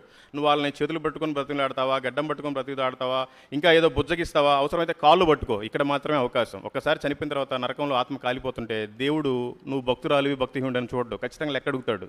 నీకు తెలిసిన వ్యక్తి అతను ఎందుకు మారు మనసు పొందలేదు, అతను నువ్వు ఎందుకు దేవుడి గురించి చెప్పలేదు, ఖచ్చితంగా లెక్క చెప్పాలి. మన ఇంటి పక్కనోడు చనిపోయినా, మన ఇంటి ఎదురుగోడు చనిపోయినా, మన కులమోడు చనిపోయినా, మన ఊరోడు చచ్చిపోయినా మనమే లెక్క దానికి చెప్పాలి. మనమే బాధ్యులం. ఎందుకంటే ఆయన మనకు చాలా అవకాశం ఇచ్చాడు. మీరు బాగా గమనించండి. నాకు కూడా కరోనా వచ్చింది. నేను కూడా ప్రభా నన్ను బ్రతికించు ప్రభా, చాలా సీరియస్ అయిపోయింది. ప్రభా నన్ను బ్రతికించి నీ సేవే చేస్తానని చెప్పా. నేను సేవ చేస్తానని చెప్పాను కానీ చేయలేకపోయా. దేవుడు అందుకే నాకు ఉన్నది మొత్తం సమస్తాన్ని తీసేసాడు. కాదు, ప్రతిదానికి ఒక రీజన్ ఉంటుంది. అది మనం ఏదో చిన్న జరగంగానే ప్రభా నేను నిన్ను నమ్ముకుంటున్నాను, నాకు అది పోయింది ఇది పోయింది, కొంతమంది నిద్రపోతున్నారులేండి, నాకు అది పోయింది ఇది పోయింది అని మనం చాలా ఫీల్ అవుతాం. మరి నేను ఎవరికి చెప్పుకోవాలి నా బాధ? నాకున్నవన్నీ పోయినవి, చెడ్డ పేరు అయిపోయింది. నేను ఎవరినైతే ఇష్టపడ్డానో, ఏదైతే ఇష్టపడ్డానో దాన్ని తీసి పడేశాడు. కానీ ఎందుకు చేయాలి దేవుడి పని? నేను ఎందుకు చేయాలంటే ఆయన మన కోసం ప్రాణం పెట్టాడు. మన దగ్గర డబ్బులు ఉన్న రోజులు అన్నీ ప్రేమించేవాళ్లే, కానీ మన దగ్గర ఏమీ లేకపోతే అందరూ వదిలేసి వెళ్ళిపోయేవాళ్ళే. ఎగ్జాంపుల్ నేను ఏదైతే ప్రేమించానో దాన్ని మొత్తాన్ని తీసి పడేశాడు. నాకు కారు అంటే చాలా ఇష్టం. దేవుడు ఆ కారు మంచిగా మిగిలిచ్చాడు. దాన్ని కూడా ఈ మధ్య రీసెంట్గా యాక్సిడెంట్ అయింది. ఒక చిన్న పొరపాటు, పోతుంటే జస్ట్ ఒక ఆటో గుద్దింది. అది పోతే ఒక 30,000 తోటి అయిపోయేది, వెళ్ళిపోయేవాళ్ళం. వాడు ఆపకుండా వెళ్ళిపోయాడు. వాడి సంగతి చూడాలనేది నాకు బాగా మైండ్లో పడింది. దేవుడు చెప్పాడు, నిన్ను వరే నీ పొరుగు అని ప్రేమించు, ఎదుటివాడికి క్షమాపణ వాడిని క్షమించమని చెప్పాడు. నేను క్షమించకుండా ఏదో ఎరగదిద్దామని వెళ్ళి స్పీడ్గా వెళ్ళిపోతుంటే ట్రాక్టర్లతో మట్టి తోలుతా ఉన్నారు. ఒక రాయి ట్రాక్టర్లో నుంచి కింద పడింది. వేసి గుద్దితే కింద సంపు పగిలిపోయి ఆయిల్ అంతా పోయినప్పుడు సిగ్నల్ వచ్చినప్పుడు నేను ఆపకుండా వాడిని పట్టుకుంటాను. ఇంకొంచెం ఫాస్ట్గా వెళ్తే ఇంజిన్ మొత్తం స్ట్రక్ అయిపోయి ఇంజిన్ మొత్తం లోపల క్రష్ అయిపోయింది. అప్పుడు ఏమైంది, కొత్త ఇంజిన్ అయితే 7 లక్షలు, పాత అయితే 4.5 లక్ష. తప్పేదేముంది, నా దగ్గర మిగిలింది అదే, చేపించుకుంటున్నాను, అయిపోయింది. చూడండి, ఒక చిన్న పొరపాటు. అయినా ఎందుకు చేయాలి? దేవుడు నాకు బాగా కారు నచ్చింది, నా సోక్కు తిరగటం కాదు, దేవుడి పనిలో వాడబడుతుంది, అది కూడా తీసిస్తాడు. అయినా ఆగిందా ఏమన్నా? సువార్త ఆగట్లేదు. సండే ఎవరు పిలిచి వాళ్ళ దగ్గరికి వెళ్ళిపోతున్నాను. ఇట్లా చెయ్యాలి అని మన మనసులో ఉంటే ఏదైనా చేయొచ్చు. మీరందరికీ తెలుసు, క్రైస్తవుల మీద సుప్రీంకోర్టులో ఒక మత మార్పిడి కేసు వేశారు. క్రైస్తవులంతా ప్రచారాలు చేస్తూ ఉంటారు, మా దేవుడు అద్భుతకరుడు ఆశ్చర్యకరుడు అని చెప్తా ఉంటారు, వీళ్ళ మీద కేసులు వేయాలని చెప్పి వేసేశారు. నేను ప్రార్థన చేసుకున్న, ప్రభా నువ్వు శత్రువుని కూడా మిత్రునిగా తయారు చేస్తావు కదా, మరి ఇట్లా ఫేక్ న్యూస్ వస్తుంది. నేనైతే మన మీద ఎవరు కేసు వేసారో నేను ఆయనతోటే మాట్లాడాలని ప్రార్థన చేసుకుని ఢిల్లీ వెళ్తే ఒకరోజు సుప్రీంకోర్టు దగ్గర ఆయన మీడియాతో మాట్లాడుతున్నాడు. అశ్విని కుమార్ ఉపాధ్యాయ అతని పేరు. పెడితే పోతే ఆయన, సార్ నమస్తే సార్, నేను మీ వీడియోలు చూస్తూ ఉంటాను, మీరు క్రైస్తవుల మీద కేసు వేశారు కదా అని అడిగాను. నేను క్రైస్తవుని తెలియదు దానికి. అవునా వేసామో, వాళ్ళంతా దొంగలు, మా దేవుడు అద్భుతాలు చేస్తాడు, మీరు చదివించండి పిల్లల్ని, స్కూల్లో ఫీజులు బుక్స్ మేమే ఇస్తాం, హాస్పిటల్కి ఏదైనా బాగోలేదు తీసుకురండి, మందులన్నీ ఫ్రీగానే ఇస్తాం, ట్రీట్మెంట్కి మేమే డబ్బులు కడతామని అందరినీ భ్రమపరిచి తీసుకొస్తూ ఉంటారు, అందుకని కేసు వేసామన్నాడు. వాళ్ళంతా ఒక మతపరమైన చర్యలు చేస్తూ ఉంటారు, అందుకని కేసు వేసామన్నాడు. నేను చెప్పాను, సార్ క్రిస్టియానిటీ అంటే ఒక మతం కాదు, ఒక మంచి మార్గం అని చెప్పాను. అంటే ఆయనకి తెలుగు రాదు, నాకేమో ఇంగ్లీష్ రాదు, హిందీ రాదు, ఏదో మా పాస్టర్ గారి దగ్గర ఉన్నాను అమెరికా ఆయన దగ్గర, కొంచెం నాకు ఇంగ్లీష్ ఎక్కువ చెప్తే ఆయనకి నవ్వాలో ఏడవాలో అర్థం కాక మీడియా ముందు నన్ను కౌగిలించుకున్న 2 నిమిషాలు. అంటే ఆయనకు కూడా సువార్త చెప్పేంత భాగ్యం వచ్చింది. వీడియో పెట్టాను, మీరంతా చూడండి, గాడ్స్ వే మిషన్ అనే ఛానల్లో ఉంటుంది. ఈ ఇండియాలో ఉండే ఏ క్రైస్తవుడు ఆయనతోటి మాట్లాడటానికి డేర్ చేయాల. నేను పోయి సువార్త చెప్పి వీడియో పెట్టాను. ప్రతిసారి ఆయన నెంబర్ కూడా ఇచ్చాడు. ఎప్పుడన్నా సార్ హియరింగ్ డేట్ ఎప్పుడుందంటే వాళ్ళ పిఏ మెసేజ్ పెడతాడు. చూడండి, ఎక్కడ ఒక సుప్రీంకోర్టులో క్రైస్తవులందరి మీద వేసిన మత మార్పిడి కేసు. అంటే మనకు చెయ్యాలి అని ఉంటే దేవుడు ఏదైనా చేస్తాడు, ఏదైనా చెప్పిస్తాడు. ఆయన పని నా పని కాదు కదా. ఇట్లా మనం ఏం చేస్తున్నాం తెలుసుకోవాలి. మత్తయి సువార్త 24:14. మరియు ఈ రాజ్య సువార్త సకల జనములకు సాక్షార్థమై లోకమందంతటా ప్రకటింపబడును, అటు తర్వాతే అంతము వచ్చును. ఎవడి పాటుకు వాడే ఇంట్లో ఉంటాడు, లేదంటే ఒక చిన్న షెడ్ వేసుకుంటాడు, నేను పాస్టర్ అని చెప్పుకొని ఆడు ఉంటారు. ఎవరికి వాళ్ళే మంచిగా దేవుడి దగ్గర ఆశీర్వాదాలు పొందుకుంటారు, ఒక మంచి చీర లేకపోతే మంచి డ్రెస్ వేసుకొని చర్చికి వస్తారు, చిల్లర మారుస్తారు, కానుకలు వేస్తారు, నేను క్రిస్టియన్లే అని అనుకుంటారు. ఆయనేమో సర్వలోకానికి సర్వసృష్టికి సువార్తను ప్రకటించిన తర్వాతే అంతము వచ్చును, అప్పుడు దాకా నేను రాను అంటున్నాడు. మనకేమో లెక్కలేదు, ఇంకా వస్తాడు, ప్రభు వస్తాడు, 2 రాకుల్లో మనంతా వెళ్ళిపోతాం అనుకుంటున్నాం. అది భ్రమలో ఉన్నాం. ఆయన రాడు, సువార్త మొత్తానికి ప్రకటించబడాలి. ప్రకటన గ్రంథం 7:9. అటు తర్వాత నేను చూడగా, ఇదిగో ప్రతి జనములో నుండి, ప్రతి వంశములో నుండి, ప్రజల్లో నుండి, ఆయా భాషలు మాట్లాడు వారిలో నుండి వచ్చి ఎవ్వడు లెక్కింపజాలని ఒక గొప్ప సమూహము కనబడెను. ఆయనకి ప్రతి భాషలో వాళ్ళు కావాలంట, ప్రతి కులంలో వాళ్ళు కావాలంట, ప్రతి గోత్రంలో వాళ్ళు కావాలంట, ప్రతి మతంలో వాళ్ళు కావాలంట, ప్రతి దేశముడు కావాలంట. మనమేమో ఓన్లీ క్రైస్తవులు అని చెప్పుకుంటాం, ఇక్కడికి వచ్చి చప్పట్లు కొడతాం, చిల్లర మార్చి వెళ్ళిపోతున్నాం కానుకలేసి. మరి దేవుడి గురించి ఎవరు చెప్పాలి? ఇక్కడ ఒక చర్చ్ ఉంటుంది, ఆ పక్క లైన్లో ఇంకో చర్చ్ ఉంటుంది, అక్కడ ఇంకో చర్చ్ ఉంటుంది. నేను మొన్న ఇట్లా నేను చేసే సువార్త కాదు, చాలామంది మిషనరీస్ ఉన్నారు, చాలామంది పాస్టర్స్ ఉన్నారు, వాళ్ళందరూ నార్త్ ఇండియాలో చంపేస్తున్నారని నా కారు వేసుకుని బయలుదేరా. ఫస్ట్ ఏమో ఒరిస్సా వెళ్ళి గ్రామసేన్స్ గారి దగ్గర కారులో పెట్టి కాలబెట్టారు. ఆయన దగ్గరికి వెళ్ళి కొన్ని తెలుసుకున్నాను. ఆ తర్వాత విలియం కేరీ దగ్గరికి వెళ్ళాను, కొన్ని తెలుసుకున్నాను. మదర్ తెరిసా దగ్గరికి వెళ్ళాను, కొన్ని తెలుసుకున్నాను. అటు నుంచి జార్ఖండ్ మీదుగా బీహార్ వెళ్ళాను, కొన్ని తెలుసుకున్నాను. అక్కడి నుంచి వారణాసి వెళ్ళాను. ఆ తర్వాత ఉత్తరాఖండ్ వెళ్ళాను, రిషికేషు, అక్కడంతా కూడా శాతబడులు ఎలా చేస్తారు, బ్లాక్ మ్యాజిక్స్ ఎలా ఉంటాయి అని తెలుసుకున్నాను. అక్కడ కూడా పాపం మిషనరీస్ కొంతమంది సీక్రెట్గా పనిచేస్తున్నారు. అక్కడి నుంచి హర్యానా వెళ్ళాను, హర్యానా తర్వాత పంజాబ్ వెళ్ళాను, సాధు సుందర్ సింగ్ వాళ్ళ ఇంటికి వెళ్ళాలంటే భోజనం చేశాను, అక్కడ వాళ్ళతో ప్రార్థన చేసుకున్నాను, అనేక విషయాలు తెలుసుకున్నాను. ఆ తర్వాత అక్కడి నుంచి నేను అమృత్సర్ వెళ్ళాను. అసలు గోల్డెన్ టెంపుల్లో ఏముంది, సర్దార్లంతా ఏం చేస్తారంటే అక్కడ చూసి నేను షాక్ అయిపోయాను. అక్కడ ఒక పెద్ద లిస్ట్ ఉంది. వాళ్ళు ఏంటి, సర్దార్ సింగులు ఏమేమి పనులు చేయాలి, ఏమేమి చేయకూడదు. ఎవడైనా ఆ తలకి పాగా కట్టుకుని ఎవడైనా సిగరెట్ తాగితే చెప్పు తీసుకుని కొట్టి వాడిని అప్పుడే గుండు చేపిస్తారు. అదే క్రైస్తవులు కానీ బయట సిగరెట్లు మందులు తాగుతుంటే ఆ పని కానీ చేస్తే చాలా బాగుంటుంది అనుకున్నాను నేనైతే. అసలు సిగ్గు లేదు. మనమే సిగరెట్లు తాగుతాం, బీడీలు తాగుతాం, అబద్ధాలు ఆడతాం, మందు తాగుతాం, వ్యభిచారం చేస్తాం, క్రైస్తవులని చెప్పుకుంటాం. ఎన్ని రోజులు ఈ నామకార్థ బ్రతుకు? దేవుడు ఈరోజు నీ ప్రాణం అడిగితే ఏంటి పరిస్థితి? సినిమాలు చూస్తాం, సీరియల్ చూస్తాం, సెల్ ఫోన్లో అనవసరమైనవి చూస్తాం, కానీ దేవుడి మాటలు మాత్రం వినం. దేవుడి కోసం బ్రతకం, ఒక్కడికి సువార్త చెప్పం. ఆయనేమో అంతం ఇప్పుడే రాదు, అందరికీ సువార్త ప్రకటించిన తర్వాతే వస్తుంది అంటాడు. ప్రకటన గ్రంథంలోనేమో ప్రతి జాతోడు, ప్రతి భాషోడు, ప్రతి కులముడు అందరు కావాలి అంటారు. ఇక్కడేమో చర్చిలు పక్కపక్కనే ఉంటాయి. అక్కడి నుంచి ఆ జమ్మూ నుంచి కూడా కాశ్మీర్ వరకు ఒక చర్చ్ లేదండి, 200 కిలోమీటర్లు. అక్కడ ఒక చర్చ్ ఉంది. అక్కడి నుంచి లే లడాక్ 450 కిలోమీటర్లు. సాధు సుందర్ సింగ్ గారు లాస్ట్గా దర్శించి చర్చ్ అది ఒకటే లే లడాక్లో. అక్కడికి వెళ్ళాను, ప్రార్థన చేసుకున్నాను. అక్కడి నుంచి హిమాచల్ ప్రదేశ్ మనాలి వచ్చే వరకు కూడా 490-500 కిలోమీటర్లు ఒక చర్చ్ లేదు. అంటే ఇంచుమించు 1100 కిలోమీటర్లకు ఒక చర్చ్ ఉంది మధ్యలో. అక్కడల్లా వెళ్ళి ఎవడు సువార్త చెప్పాలి?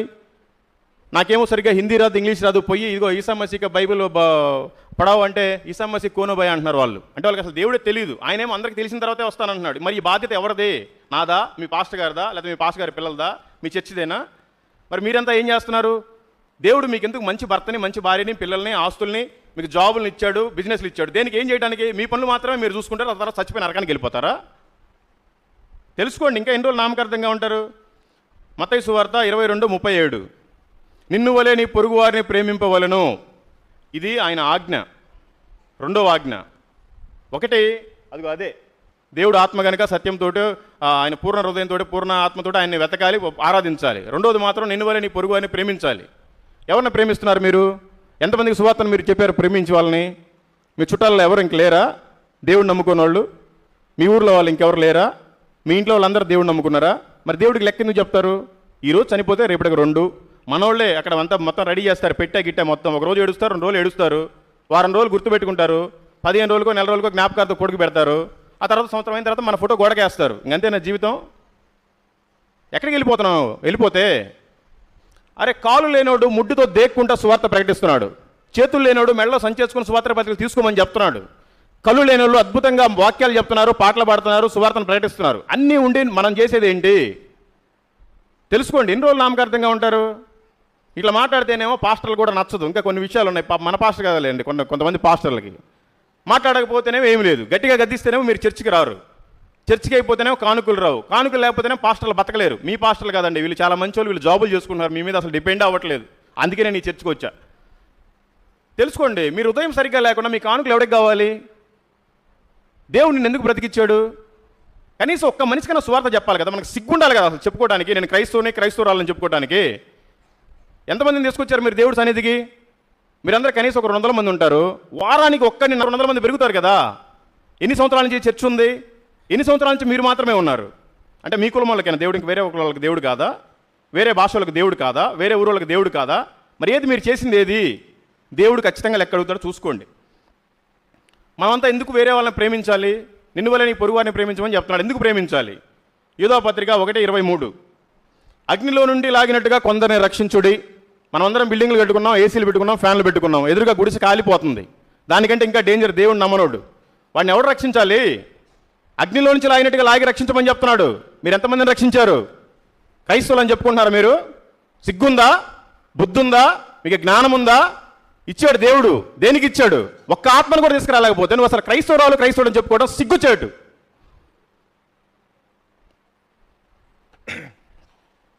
మొదటి కొరింథీయులకు రాసిన పత్రిక 9:16, నేను సువార్తను ప్రకటించుచున్నాను, నాకు అతిశయ కారణము లేదు. సువార్తను ప్రకటింపవలసిన భారము నా మీద మోపబడి ఉన్నది. అయ్యో, నేను సువార్తను ప్రకటింపకపోయిన యెడల నాకు శ్రమ. నీకు చిన్న శ్రమ వస్తేనే ఏదో పెద్ద కృంగిపోతున్నావు. నా శ్రమలు ఎవడో చెప్పుకోవాలి, నేను ఇంకా సూసైడ్ చేసుకొని చచ్చిపోవాలి. ఎందుకు సువార్తను ప్రకటిస్తున్నానంటే ఆయన నా కోసం వచ్చి ప్రాణం పెట్టాడు, నేను అందుకని సువార్తను ప్రకటిస్తున్నాను. మరి మీకోసం ఏం పెట్టలేదా దేవుడు? నా ఒకటి కోసమే పెట్టాడా? మరి మీకు ఎందుకు సిగ్గనిపించట్లేదా? ఎన్ని సంవత్సరాలు వచ్చాయి మీకు? వెంట్రుకలు కూడా నడిచిపోయినాయి, పెద్దోళ్ళు అయిపోయారు, కనీసం మీ పిల్లలే మీకు సరిగ్గా ఉండరు. ఎందుకు? మీ పిల్లల్ని మీరు కంట్రోల్లో పెట్టుకోలేరా? పిల్లల్ని కంట్రోల్లో పెట్టుకోలేకపోతే అందరి పిల్లలు నాలాగే తయారవుతారు. దయచేసి యూత్ అందరికీ చెప్తున్నాను, దయచేసి మీ యవ్వన జీవితాన్ని కాపాడుకోండి, నాలాగా అరవాకండి. మీ తల్లిదండ్రుల మాట వినండి, మీ పాస్టర్ గారి మాట వినండి, అన్నిటికంటే ముందుగా దేవుడికి లోబడండి. ఇది నేను ఇచ్చే సాక్ష్యం. ఎగ్జాంపుల్ నా లైఫే. చిన్నప్పుడు స్కూల్కి వెళ్ళమన్నప్పుడు వెళ్ళుంటే, చిన్నప్పుడు అన్ని చెడు వ్యసనాలకి బానిస కాకుండా ఉంటే నేను కూడా మీలాగే వచ్చి నమ్మకంగా కూర్చునేవాడిని. కొన్ని రోడ్ల మీద పెట్రోల్ బంక్ దగ్గర పడుకోవాల్సిన పని లేదు. అయినను భారం ఉంది నాకు, కసిగా చేస్తాను అనమాట. ఎవరు చేయలేని సేవ చేయాలి, వాళ్ళ కసి అనమాట. బాల్ని ఎంత కిందకి కొడితే అంత పైకి వెళ్ళిపోతా ఉంటుంది అంటే నా జీవితంలో అదే. నా జీవితంలో ఎన్ని నష్టాలు వచ్చినా నేను ప్రభువుని ఒకటే అడుగుతా, ప్రభు ఇంకేం లేవా నష్టాలు, కానీ ఇంకా ఏదైనా పెట్టు, నేను రెడీ. సువార్త మీరు చదువుతారు తొందరలో పేపర్లో, న్యూస్లో. నేను ఈ మాట చెప్పకూడదు, చెప్తున్నా. ఏదో ఒక రోజు మీరు పేపర్లో చదువుతారు, ఫలానా మల్లికార్జునరావు అనే వ్యక్తి సువార్త నిమిత్తం చంపబడ్డాడు. మీరందరూ చెప్పుకోండి. ఏమని చెప్పుకుంటారు తెలుసా? సాధు సుందర్ సింగ్ గారు కాశ్మీర్ నుంచి కన్యాకుమారికి 2 సార్లు పాదయాత్ర చేశాడంట, నడుచుకుంటా అంత సువార్త చెప్పాడంట. ఎవరో ఇంకొక ఆయన సైకిల్ మీద తిరిగి ఎక్కడ బండ కనపడితే అక్కడ దేవుడు వాక్యాలు రాశాడంట. పురుషోత్తం చౌదరి గారు విజయనగరం జిల్లా నుంచి చిత్తూరు జిల్లా మదనపల్లి వరకు కూడా పాదయాత్ర చేసుకుంటా మొత్తం పిచ్చోడైపోయి గడ్డం పెంచుకొని ఆకలి అయితే భోజనానికి వెళ్తే వాళ్ళ ఇంటికి పులిహార పేడ మీద పెట్టిందంట వాళ్ళ ఆవిడ. అంత కఠినస్తురాలు అయినా కూడా సేవ చేశాడు. ఒక క్యాండిడేట్ ఉండేవాడు, గాడ్స్ వే మిషన్ అని కారులో తిరుగుతూ సువార్త చేసేవాడు, సాయంత్రానికి పెట్రోల్ బంక్ దగ్గర పడుకునేవాడు అని మీరంతా చరిత్రలో చదువుకుంటారు. కానీ మీరు మాత్రం చేయబాకండి, మీకు ఆ బాధ్యత లేదు. దేవుడు చూస్తాడు, ఒక్కసారి మొత్తుతాడు. నన్ను మొత్తాడు, నేను తెలుసుకున్నాను. మిమ్మల్ని మొత్తక ముందే మీరు మారండి. దేవుడు హెచ్చరించడానికి ఇక్కడ పంపించడం తెలుసుకోండి. ఈ లోకం శాశ్వతంగా అది ఏం సంపాదిస్తావు? నీకు ఎన్ని కోట్లు ఉన్నా నువ్వు తినేది 3 పూట్లే కదా. అరే అడుక్కునే బిచ్చగాడు కూడా తింటుంది 3 పూట్ల తిండి. ఒక బిచ్చగాడు కూడా తింటున్నాడు, కుక్క కూడా తింటుంది 3 పూట్ల. మీరు కుక్క కంటే మంచోలే కదా. దేవుడు చెప్పాడు కదా, పక్షుల్నే పోషిస్తున్నాడు, వాటికి నోరు లేదు ఏం లేదు, మిమ్మల్ని నేను పోషించనా అని. మరి మిమ్మల్ని పోషిస్తున్నాడు, మరి మీరు చేసింది ఏంటి? దేవుడి గురించి ఎవరు చెప్పాలి? తెలుసుకోండి. టైం ఇస్తాడు, ఒకసారి మొత్తాడు. మొత్తిన తర్వాత ఏమీ రాదు, అయ్యో కుర్రో మర్రో అంటే. ఉన్నప్పుడే దేవుడి పాదాల చెంత మనం చేరాలి, అనేక మందిని చేర్చాలి. అపోస్తుల కార్యములు 20వ అధ్యాయము 24, 25. అయితే నేను దేవుని కృపా సువార్తను గూర్చి సాక్ష్యం ఇచ్చుట యందు నా పరుగును నేను ప్రభు అయిన యేసు వలన పొందిన పరిచర్యను తుదముట్టింపవలనని నా ప్రాణమునకు నాకెంత మాత్రమును ప్రియమైనదిగా ఎంచుకొనటలేదు. ఇదిగో దేవుని రాజ్యమును గూర్చి ప్రకటించుటకు నేను మీ మధ్యకు సంచరించుచుంటిని. ఇది నేను చెప్పగలను. సువార్త ప్రకటింపకపోతే నాకు శ్రమ, అందుకనే నేను ప్రకటిస్తున్నా. ఈ మాటలు మీకు చెప్పడానికి మీ మధ్యకు వచ్చా. నేను ఈ రకంగా సాక్ష్యం చెప్పడానికే దేవుడు నా జీవితాన్ని కొలాప్స్ చేశాడు అనుకోకూడదు. ఆయన డిజైన్ చేశాడు. ఆయన చేసిన డిజైన్ని ఎవడు తుడిపేయలేడు. ఏ టయానికి ఏది జరగాలో అదే జరుగుతుంది. ఏ టయానికి ఎవడు చచ్చిపోవాలో వాడు చచ్చిపోతాడు. ఏ టయానికి ఎవరు రక్షణలోకి రావాలో వాళ్ళే వస్తారు. కానీ అన్నీ ఉన్నప్పుడే మనం మాత్రం ఇట్లా నిమిత్త మాత్రమై క్రైస్తవులుగా నామకార్థంగా ఉండకుండా నిన్ను వలె నీ పొరుగు అని ప్రేమించి అగ్నిలో నుంచి లాగినట్టుగా కొంతమందినైనా మనం ఆయన ఎదుట సాక్షిగా నిలబెట్టాలి. ఈ భూమి మీద నువ్వు ఎన్ని కోట్లు సంపాదించినా వేస్టే. లేబర్ పని చేసేవాళ్ళు అయితే ఒక రోజుకు మహా అంటే 400 సంపాదిస్తారు. జాబ్ చేసేవాళ్ళు అయితే సరే నెలకి 1,00,000, 2 లక్షలు, 10 కోట్లు వేసుకో. ఒక్క ఆత్మను నువ్వు అగ్నిలో నుంచి లాగినట్టుగా లాగే ఆయన ఎదురు సాక్షిగా పెడితే కొన్ని వేల కోట్లు మన పరలోకపు అకౌంట్లో ఉంటాయి. డబ్బుల భాషలో చెప్పాలి అంటే. అట్లాంటి సంపాదన మీరు ఎందుకు ఇక్కడ సంపాదించలేకపోతున్నారు? దేవుడే చెప్తున్నాడు, అరే బాబు నువ్వు ఇక్కడ ఏం సంపాదించుకోబాకు, ఆ లోకం కోసం సంపాదించు, ఇక్కడంతా చెదులు తుప్పు పట్టిపోద్దని. మీరేమో ఇక్కడే నాకు మంచి చీరలు ఉన్నాయా, మంచి బట్టలు ఉన్నాయా, నా పిల్లలు మంచి హాస్పిటల్కి వెళ్తున్నారా, లేకపోతే మంచి చదువులు చదువుతున్నారా, లేకపోతే ఇంకా నాకు మంచి కారు ఉందా, మంచి ఇల్లు ఉందా, పొలాలు ఉన్నాయా, రియల్ ఎస్టేట్ చేస్తున్నాం, ఇదే కానీ అక్కడే సంబంధించింది ఏముంది? దేవుడే చెప్తున్నాడు. అందరూ తన సొంత కార్యంలో చూసుకున్నారు కానీ యేసుక్రీస్తు కార్యంలో ఎవరో చేయట్లేదు. ఎవరు? నేను చేయాలా, పాస్టర్ గారు చేయాలా, వాళ్ళ ఫ్యామిలీ చేయాలా? మీరు ఎందుకు చేయరు? తెలుసుకోండి. యెషయా గ్రంథము 65:2. తమ ఆలోచనలను అనుసరించి చెడు మార్గమును నడుచుకొనుచు లోబడనొల్లని ప్రజల వైపు దినమంతయు నా చేతులు చాపుచున్నాను. దేవుడు ఆయన చేతులు చాపి రెడీగా ఉన్నాడు. ఎవరిని మీరు తీసుకొస్తారా వాళ్ళని కౌగిలించుకుందామని. ఎన్ని రోజులు ఆయన వెయిట్ చేపిస్తారు మీరు? ఆయన అట్లాగే నిలబడి ఎదురు చూస్తున్నాడు చేతులు చాపుకొని. మీరు ఎవరైనా తీసుకొస్తారేమో వాళ్ళని కౌగిలించుకుందామని. చూసుకోండి, ఈ లోకం శాశ్వతం కాదు. మీరు కూడా సువార్త చెప్పడం వల్ల ఎంత కార్యం జరిగిందో మీరు ఒకసారి తెలుసుకోండి. ఆ రోజు నేను చనిపోయేటప్పుడు నాకు ఆ అబ్బాయి కనుక సువార్త చెప్పకపోతే నేను ఖచ్చితంగా చచ్చిపోయి ఉండేవాడిని. ఈరోజు మీకు ఈ మాటలు చెప్పేవాడిని కాదు. చిన్న నష్టాలు రాగానే చాలా భయపడిపోతాం. నేను మీకు ఇంకా చెప్పడం మర్చిపోయాను. ఇన్ని బాధలు ఎందుకు వస్తున్నాయి? సరే, పోలీస్ స్టేషన్కి వెళ్ళాము, రాత్రి 10 అయిపోయింది, పొద్దున్న రాపో అన్నారు. బెయిల్ తెచ్చుకోవడానికి పోలీస్ స్టేషన్కి వెళ్తే వాళ్ళు చాలా చండాలంగా మాట్లాడతారు అనమాట. పోలీసుల భాష ఎట్లా ఉంటుందో మీకు తెలుసు. ఇంత హుందాగా ఇక్కడ తెల్లచొక్క వేసుకున్న మాటలు నీతిగా మాట్లాడుతున్నాం కదా, వీటికి ఆపోజిట్గా అక్కడ వినాలి, మనం మాట్లాడడానికి ఏమి ఉండదు. వెళ్ళిన తర్వాత సరే బెయిల్ కోసం వెళ్ళినప్పుడు అది ఆ గ్రీన్ కలర్ షర్ట్ అతను అక్కడ ఫోటో తీస్తున్నాడు. ఆయన పరిచయం అయ్యాడు. అన్న నేను మీ వీడియోలు చూస్తూ ఉంటాను, మీరు గాడ్స్ వే మిషన్ కదా అంటే అవునన్నా అన్నాను. ఏంటి ఇటు వచ్చావంటే ఇది సమస్య నాదని చెప్పేసి ఆయన పాపం బాధపడి ప్రార్థన చేసుకున్నాం. ఓకే మంచిగానే ఉన్నాం, అప్పటి నుంచి కలిసే ఉన్నాం.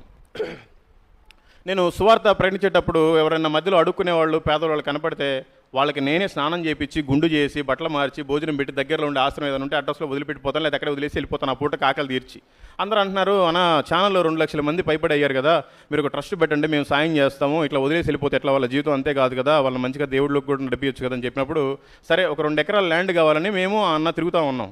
ఆ అన్నకి వేరే ఇంకొక వాళ్ళ మామ అయినాడు, ఆయన వేసుకొని మేము ముగ్గురం తిరుగుతూ ఉన్నప్పుడు అక్కడ మా ఊరిలో వెంకటేశ్వర రెడ్డి అని ఒక అతను ఉన్నాడు. అతను పరిచయం అయ్యాడు. పరిచయం అయితే మాకు ఇట్లా ట్రస్ట్ కావాలి అన్న, కొంచెం గవర్నమెంట్ ల్యాండ్ అని ఇప్పించవచ్చు కదా, మేము ట్రస్ట్ కోసం సేవా భావం కలిగి చేస్తున్నాము అన్నప్పుడు సరే నేను చూస్తాను, నా ప్రయత్నం నేను చేస్తాను, మీరు ఏం చేస్తుంటారని అడిగినప్పుడు నా పూర్తి సాక్ష్యాన్ని చెప్పి ఇదిగో నా పరిచయం ఇదని ఒక పాంప్లెట్ ఇచ్చాను. నా సాక్ష్యమని ఆ పాంప్లెట్ని మారు మనసు పొందితే మొన్న డిసెంబర్ 25వ తేదీ విజయవాడ తీసుకెళ్లి బాప్తిస్మం ఇప్పించాను. ఆయన పేరు వెంకటేశ్వర రెడ్డి. ఆయన కూడా ఇప్పుడు ఇక్కడికి వచ్చాడు. అదిగో ఆ కెమెరా తీసి అన్న పక్కనే ఉన్నాడు. ఏమనుకోకుండా ఒకసారి లేచి నుంచో అన్న. ఆయన ఒక రెడ్డి, జస్ట్ మన సాక్ష్యం విని పాంప్లెట్ చదివి బాప్తిస్మం తీసుకున్నాడు. మరి మన సాక్ష్యాలు ఎలా ఉన్నాయి? మన సాక్ష్యం వినే బాప్తిస్మం తీసుకున్నాడు. నేను ఫీల్ అయ్యాను, ఏంది ప్రభా నేను ఇంకొక కేసు పెట్టించామని. ఆయన కేసు పెట్టించింది ఎందుకంటే ఈయన రక్షణ కోసం. ఆ రోజు కేసు పెట్టకపోతే నేను ఆయన కలిసేవాడిని కాదు, ఆయన కలవకపోతే మేము ల్యాండ్ కోసం వెళ్ళేవాళ్ళం కాదు, ల్యాండ్ కోసమే వెళ్ళకపోతే ఆయన పరిచయం ఉండేవాడు కాదు. ఆయన పరిచయం అయినప్పుడు నా సాక్ష్యం కానీ సరిగ్గా లేకపోతే ఆయన దేవుడు నమ్ముకొని బాప్తిస్మం తీసుకునేవాడు కాదు, ఈ రోజు మీ మధ్యలోకి వచ్చేవాడు కాదు. ఇదంతా ఒక దేవుడు చేసిన డిజైన్. ఇది చాలా గజిబిజిగా ఉంటుంది, ఎవరికి అర్థం కాదు, ఆయనలో ఉంటేనే అర్థమవుతుంది. ఇది ఏదో ఒక బాధ వచ్చినగానే అబ్బా ప్రభా నా బ్రతికింతేనా అనుకుంటాం మనం. దాని వెనకాల ఆ కీడు వెనకాల చాలా పెద్ద మేలు ఉంది. ఇంతకంటే ఎగ్జాంపుల్స్ మీకు ఏం చెప్పమంటారు? అందుకని దయచేసి మీకు దండం పెట్టి చెప్తున్నాను, అంతా పేరుకే తెల్ల చొక్కాలు వేసుకొని చాలా నీట్గా ఉందాగా ఉంటారు, వాళ్ళ జీవితాలు మొత్తం నల్లగా భ్రష్టు పట్టిపోయినాయి. తప్పిపోయిన కుమారులు వాళ్ళంతా, దేవుడు పిల్లలే ఒకప్పుడు తప్పిపోయిన కుమారులు. దయచేసి మనకి రోజు కూలి పని చేస్తున్నామా, ఉద్యోగం చేస్తున్నామా, అడక్క తింటున్నామా, సరే 3 పూట్ల భోజనం దేవుడు పెడుతున్నాడు. ఒక్క ముగ్గురికన్నా దేవుడు సువార్త చెప్పకపోతే మనం చచ్చిపోవటం మంచిదండి. క్రైస్తవులు అని చెప్పుకోవడం సిగ్గుచేటు.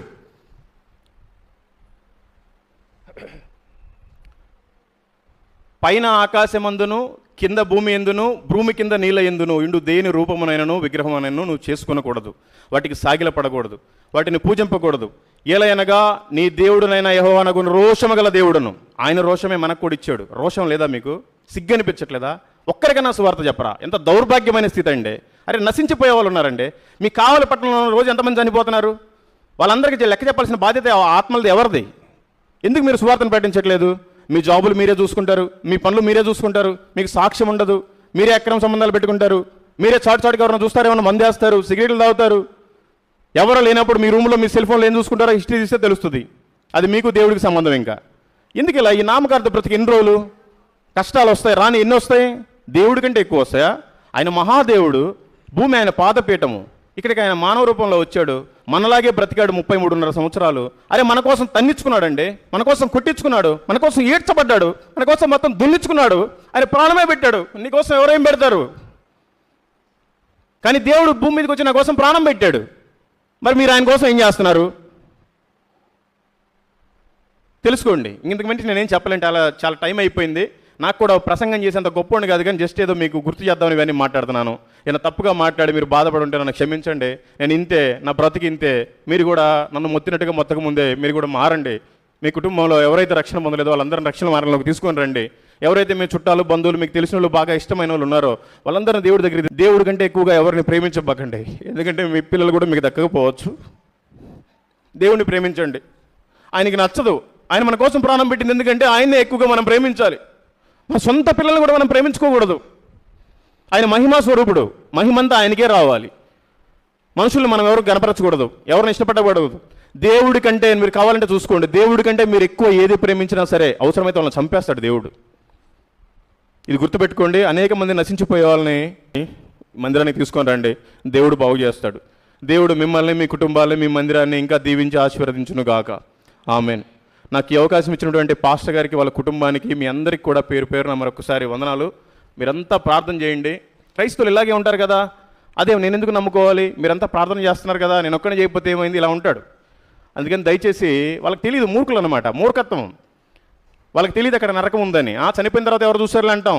ఇక్కడ కన్ను మూస్తే అక్కడే తెరుస్తామండి. ఇక్కడ లోకంలో చాలా కనిపిస్తాయి, కానీ అక్కడ మాత్రం రెండే రెండు, ఒకటి పరలోకం, ఒకటి నరకం. మన వాళ్ళంతా నరకంలో కాలిపోతూ ఉంటే మనం మాత్రం ఆయన దగ్గర సుఖంగా ఆయన కుడిపార్శ్వం మీద ఆయన మహిమలో ఉండి ఏం చేయడానికి? ప్రభా, ఆయన నా తండ్రి, నా తల్లి, నా బంధువులు, నా చుట్టాలు కాలిపోతున్నారు, లాగా ఏంటి ఆయన అవకాశం లేదు. ఇక్కడే అవకాశం ఉంది. దయచేసి మీకు చెప్తున్నాను, రోజు ఒక ముగ్గురు కన్నా కనీసం సువార్త ప్రకటించండి. ఇంతకు మించి నేను ఏం చెప్పలేను ఇంకా. Thank you. దేవుడు మిమ్మల్ని అందరినీ దీవించునుగాక. ప్రభువునందు ప్రియులారా, చాలా టైం అయిపోయింది. అయ్యా పాస్టర్ జయసుందర్రావు గారు, మీరు మంచి వ్యక్తిని పిలిపించి మమ్మల్ని బాగా తిట్టించారు, మీకు వందనాలు. ఆయన అనుభవాన్ని చెప్పారు ప్రియులారా, అందులో తప్పేమీ లేదు. తను సిగ్గు విడిచి తన యొక్క వ్యర్థ జీవితాన్ని కూడా మనకు తెలియజేశాడు. అటువంటి వ్యర్థులను కూడా యేసుక్రీస్తు ప్రభువు ప్రేమించి రక్షించుటకు సమర్థుడు. కనుక మనము కూడా దేవుని వాక్యాన్ని తెలిసిన వారికి, తెలియని వారికి కూడా అందించగలిగితే మనము ధన్యులము. ఇందులో చాలామంది ముఖాలు వాడిపోయి ఉన్నాయి, టైం ఎక్కువైపోయింది. అయ్యగారిని పిలిపించి మమ్మల్ని బాగా తిట్టించాడు లాస్ట్లో. ప్రియులారా, ఆ తిట్టులు కాదవి, ఆయన యొక్క హృదయ వేదన.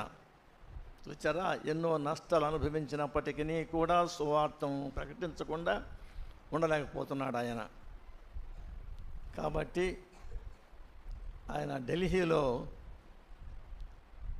బీజేపీ వాళ్లకు ప్రతినిధి, ఆయన పేరు చెప్పారు, ఏం పేరండి ఇది, అశ్విని కుమార్ గారు. ఆయనతో మాట్లాడడం నేను చూశాను ప్రియులారా. ఆయన బీజేపీ వాళ్ళ పక్షంలో కేసులు వేస్తూ ఉంటాడు కోర్టులో. పాస్టర్ గారు వ్యతిరేకించి మాట్లాడినాడు కాబట్టి నేను చర్చికి పోను అనలేదు కదమ్మా. ఈరోజు పాస్టర్ గారు నా గురించి చెప్పాడు అని నేను పార్టీ కట్టలేదు. ప్రియులారా, మీ అందరికీ నా వందనాలు. మీరు చక్కగా వచ్చారు, చాలా సేపు కూర్చున్నారు. మరి ఈ రీతిగా ఎప్పుడు మీరు కూర్చుని ఉండరు, ఉద్యమ సభలు కూడా కూర్చుని ఉండరు. 2-3 ప్రసంగాలు అయినా కూడా ఇంత సమయం ఉండేది కాదు. అయినా పర్వాలేదు ప్రియులారా, ఎంతో దూరం నుంచి మనం అడిగినప్పుడు వచ్చి తన యొక్క సాక్ష్యాన్ని పంచుకొని మరి కొన్ని సత్యాలు తెలియజేసి మనకు ఆయన బయలుపరిచాడు. కనుక మీరు ఏమి ఆయాసపడకుండా మంచి హృదయంతో వెళ్ళండి. ఇక మీదట, అయ్యా పాస్టర్ గారు మీరు పిలిచేటువంటి వ్యక్తి ఎన్ని గంటలు బోధ చేస్తాడో మాకు ముందు చెప్పండి అంటారేమో మీరు. ఎన్ని గంటలు చెప్పినా దేవుని వాక్యము ప్రియుడరా విలువైనది. ఆ విలువైన వాక్యాన్ని మనం ఎన్నడూ కూడా అలక్ష్యము చేయకూడదు. మన జీవితాలను కట్టేదే దేవుని వాక్యము, మనం నడిపించేదే దేవుని వాక్యము. నీ వాక్యము నా పాదములకు దీపము, నా త్రోవకు వెలుగునై ఉన్నది. ఆ వెలుగునే ఇప్పుడు సహోదరులు మల్లికార్జున గారు ప్రకటించినారు. మతోన్మాదులు ఆయనను వెంబడిస్తున్నారు, ఆయనతో వాదాలు పెట్టుకుంటున్నారు. అయినా వాళ్ళకు తగిన రీతిగా వాక్యం తెలియజేస్తున్నాడు. పులివెందుల నుంచి కావ్యారెడ్డి అనేట ఒక ఆమె ఎత్తుకుంది, చెప్పాడు ప్రియులారా. మరుసటి రోజు మళ్ళీ ఫోన్ వేసింది, మళ్ళీ తిడతావమ్మా నన్ను, తిట్టమ్మా అన్నాడు ఆయన. తిట్టడం కాదు సార్, దయచేసి అది తీసేయండి సార్ సెల్లో నుంచి అన్నది ఆమె. తీసేస్తానమ్మా 2 రోజులు అన్నాడు. మళ్ళీ 3వ రోజు మాట్లాడింది. చివరికి యేసే దేవుడిని నమ్మింది. స్వామి అయ్యప్పని తిట్టారు మీరు, ఆయన ఎవరికి పుట్టారండి? ఎవరికి పుట్టారు? ఆయన 2 పురుషుల కలయికకి పుట్టాడు ఆయన. ఆయన దేవుడని మీరు భావిస్తున్నారమ్మా, తప్పు అన్నాడు. వెంకటేశ్వర్ల కొరకు ప్రార్థన చేస్తే ప్రియులారా చెప్తే, అమ్మ ఆయనకి 2 భార్యలు ఇంపుడు కట్టిందమ్మా, దేవుడు ఎట్ట అవుతాడమ్మా అని చెప్పాడు ప్రియులారా. ఆమె సమ్మతించి ఇలాంటి పరిచయం చేస్తూ ఉన్నాడు ప్రియులారా. కాబట్టి ఆయన కొరకు మనం ప్రార్థన చేస్తూ ఉండాల్సిందే. సరే, ప్రార్థన చేసుకుని ముగించుకుందాం. పరిశుద్ధుడైన మా ప్రేమగల తండ్రి, కృపకు ఆధారుడవై ఉండి సర్వ సృష్టిగాది సంభూతుడవై ఉన్న మా రక్షక తండ్రి, మాతో పాటు మీరు మా మధ్యన సంచరించి ఉన్నారని విశ్వసించి నిన్ను స్తుతించుకొనుచూ ఉన్నాను.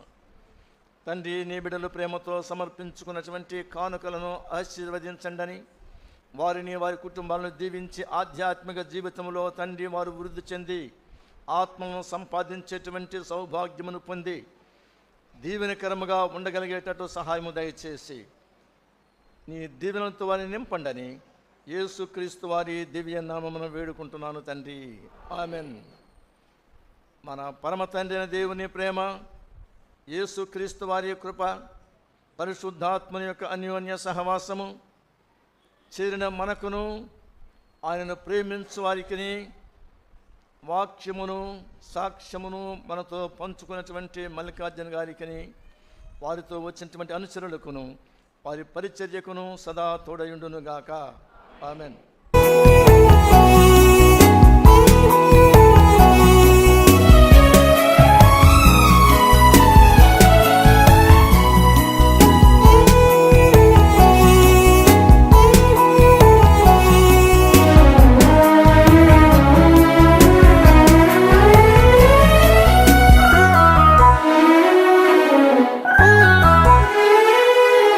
క్షయమైన ఈ మంటి దేహం మన్నులో చేరేలోపు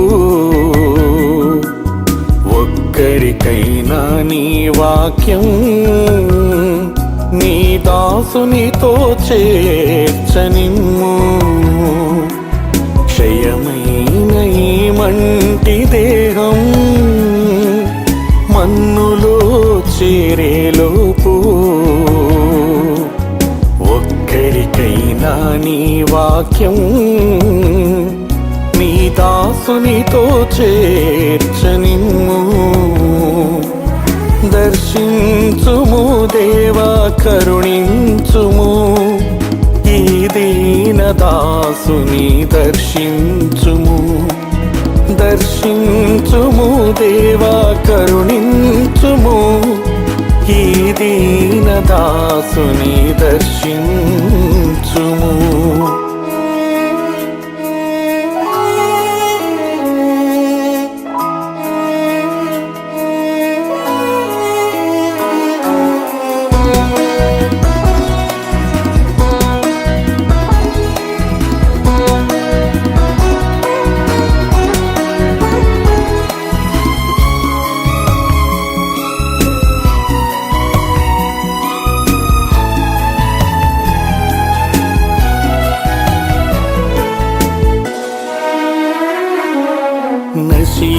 నశించిపోతున్న ఆత్మల పట్ల భారము దయచేయుమయ్యా.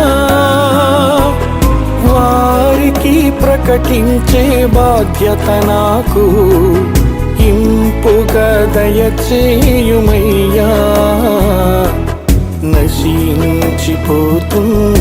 ఆత్మల పట్ల భారము దయచేయుమయ్యా. వారికి ప్రకటించే బాధ్యత నాకు ఇంపుగా దయచేయుమయ్యా.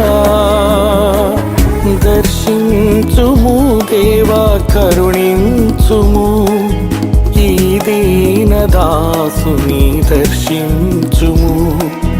దర్శించుము దేవా, కరుణించుము ఈ దీన దాసుని దర్శించుము.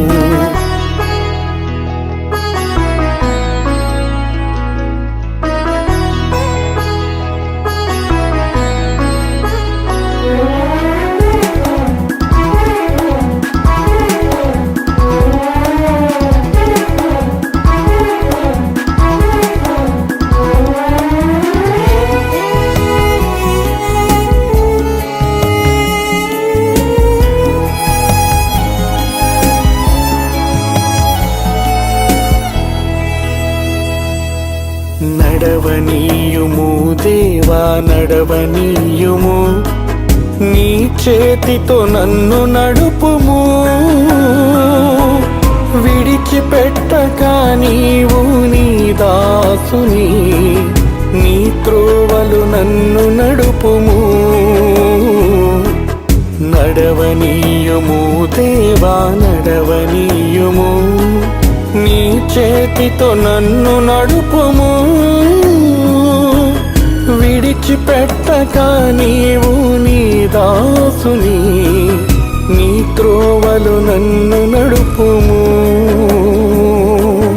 దర్శి రక్షించుము దేవా కరుణించుము.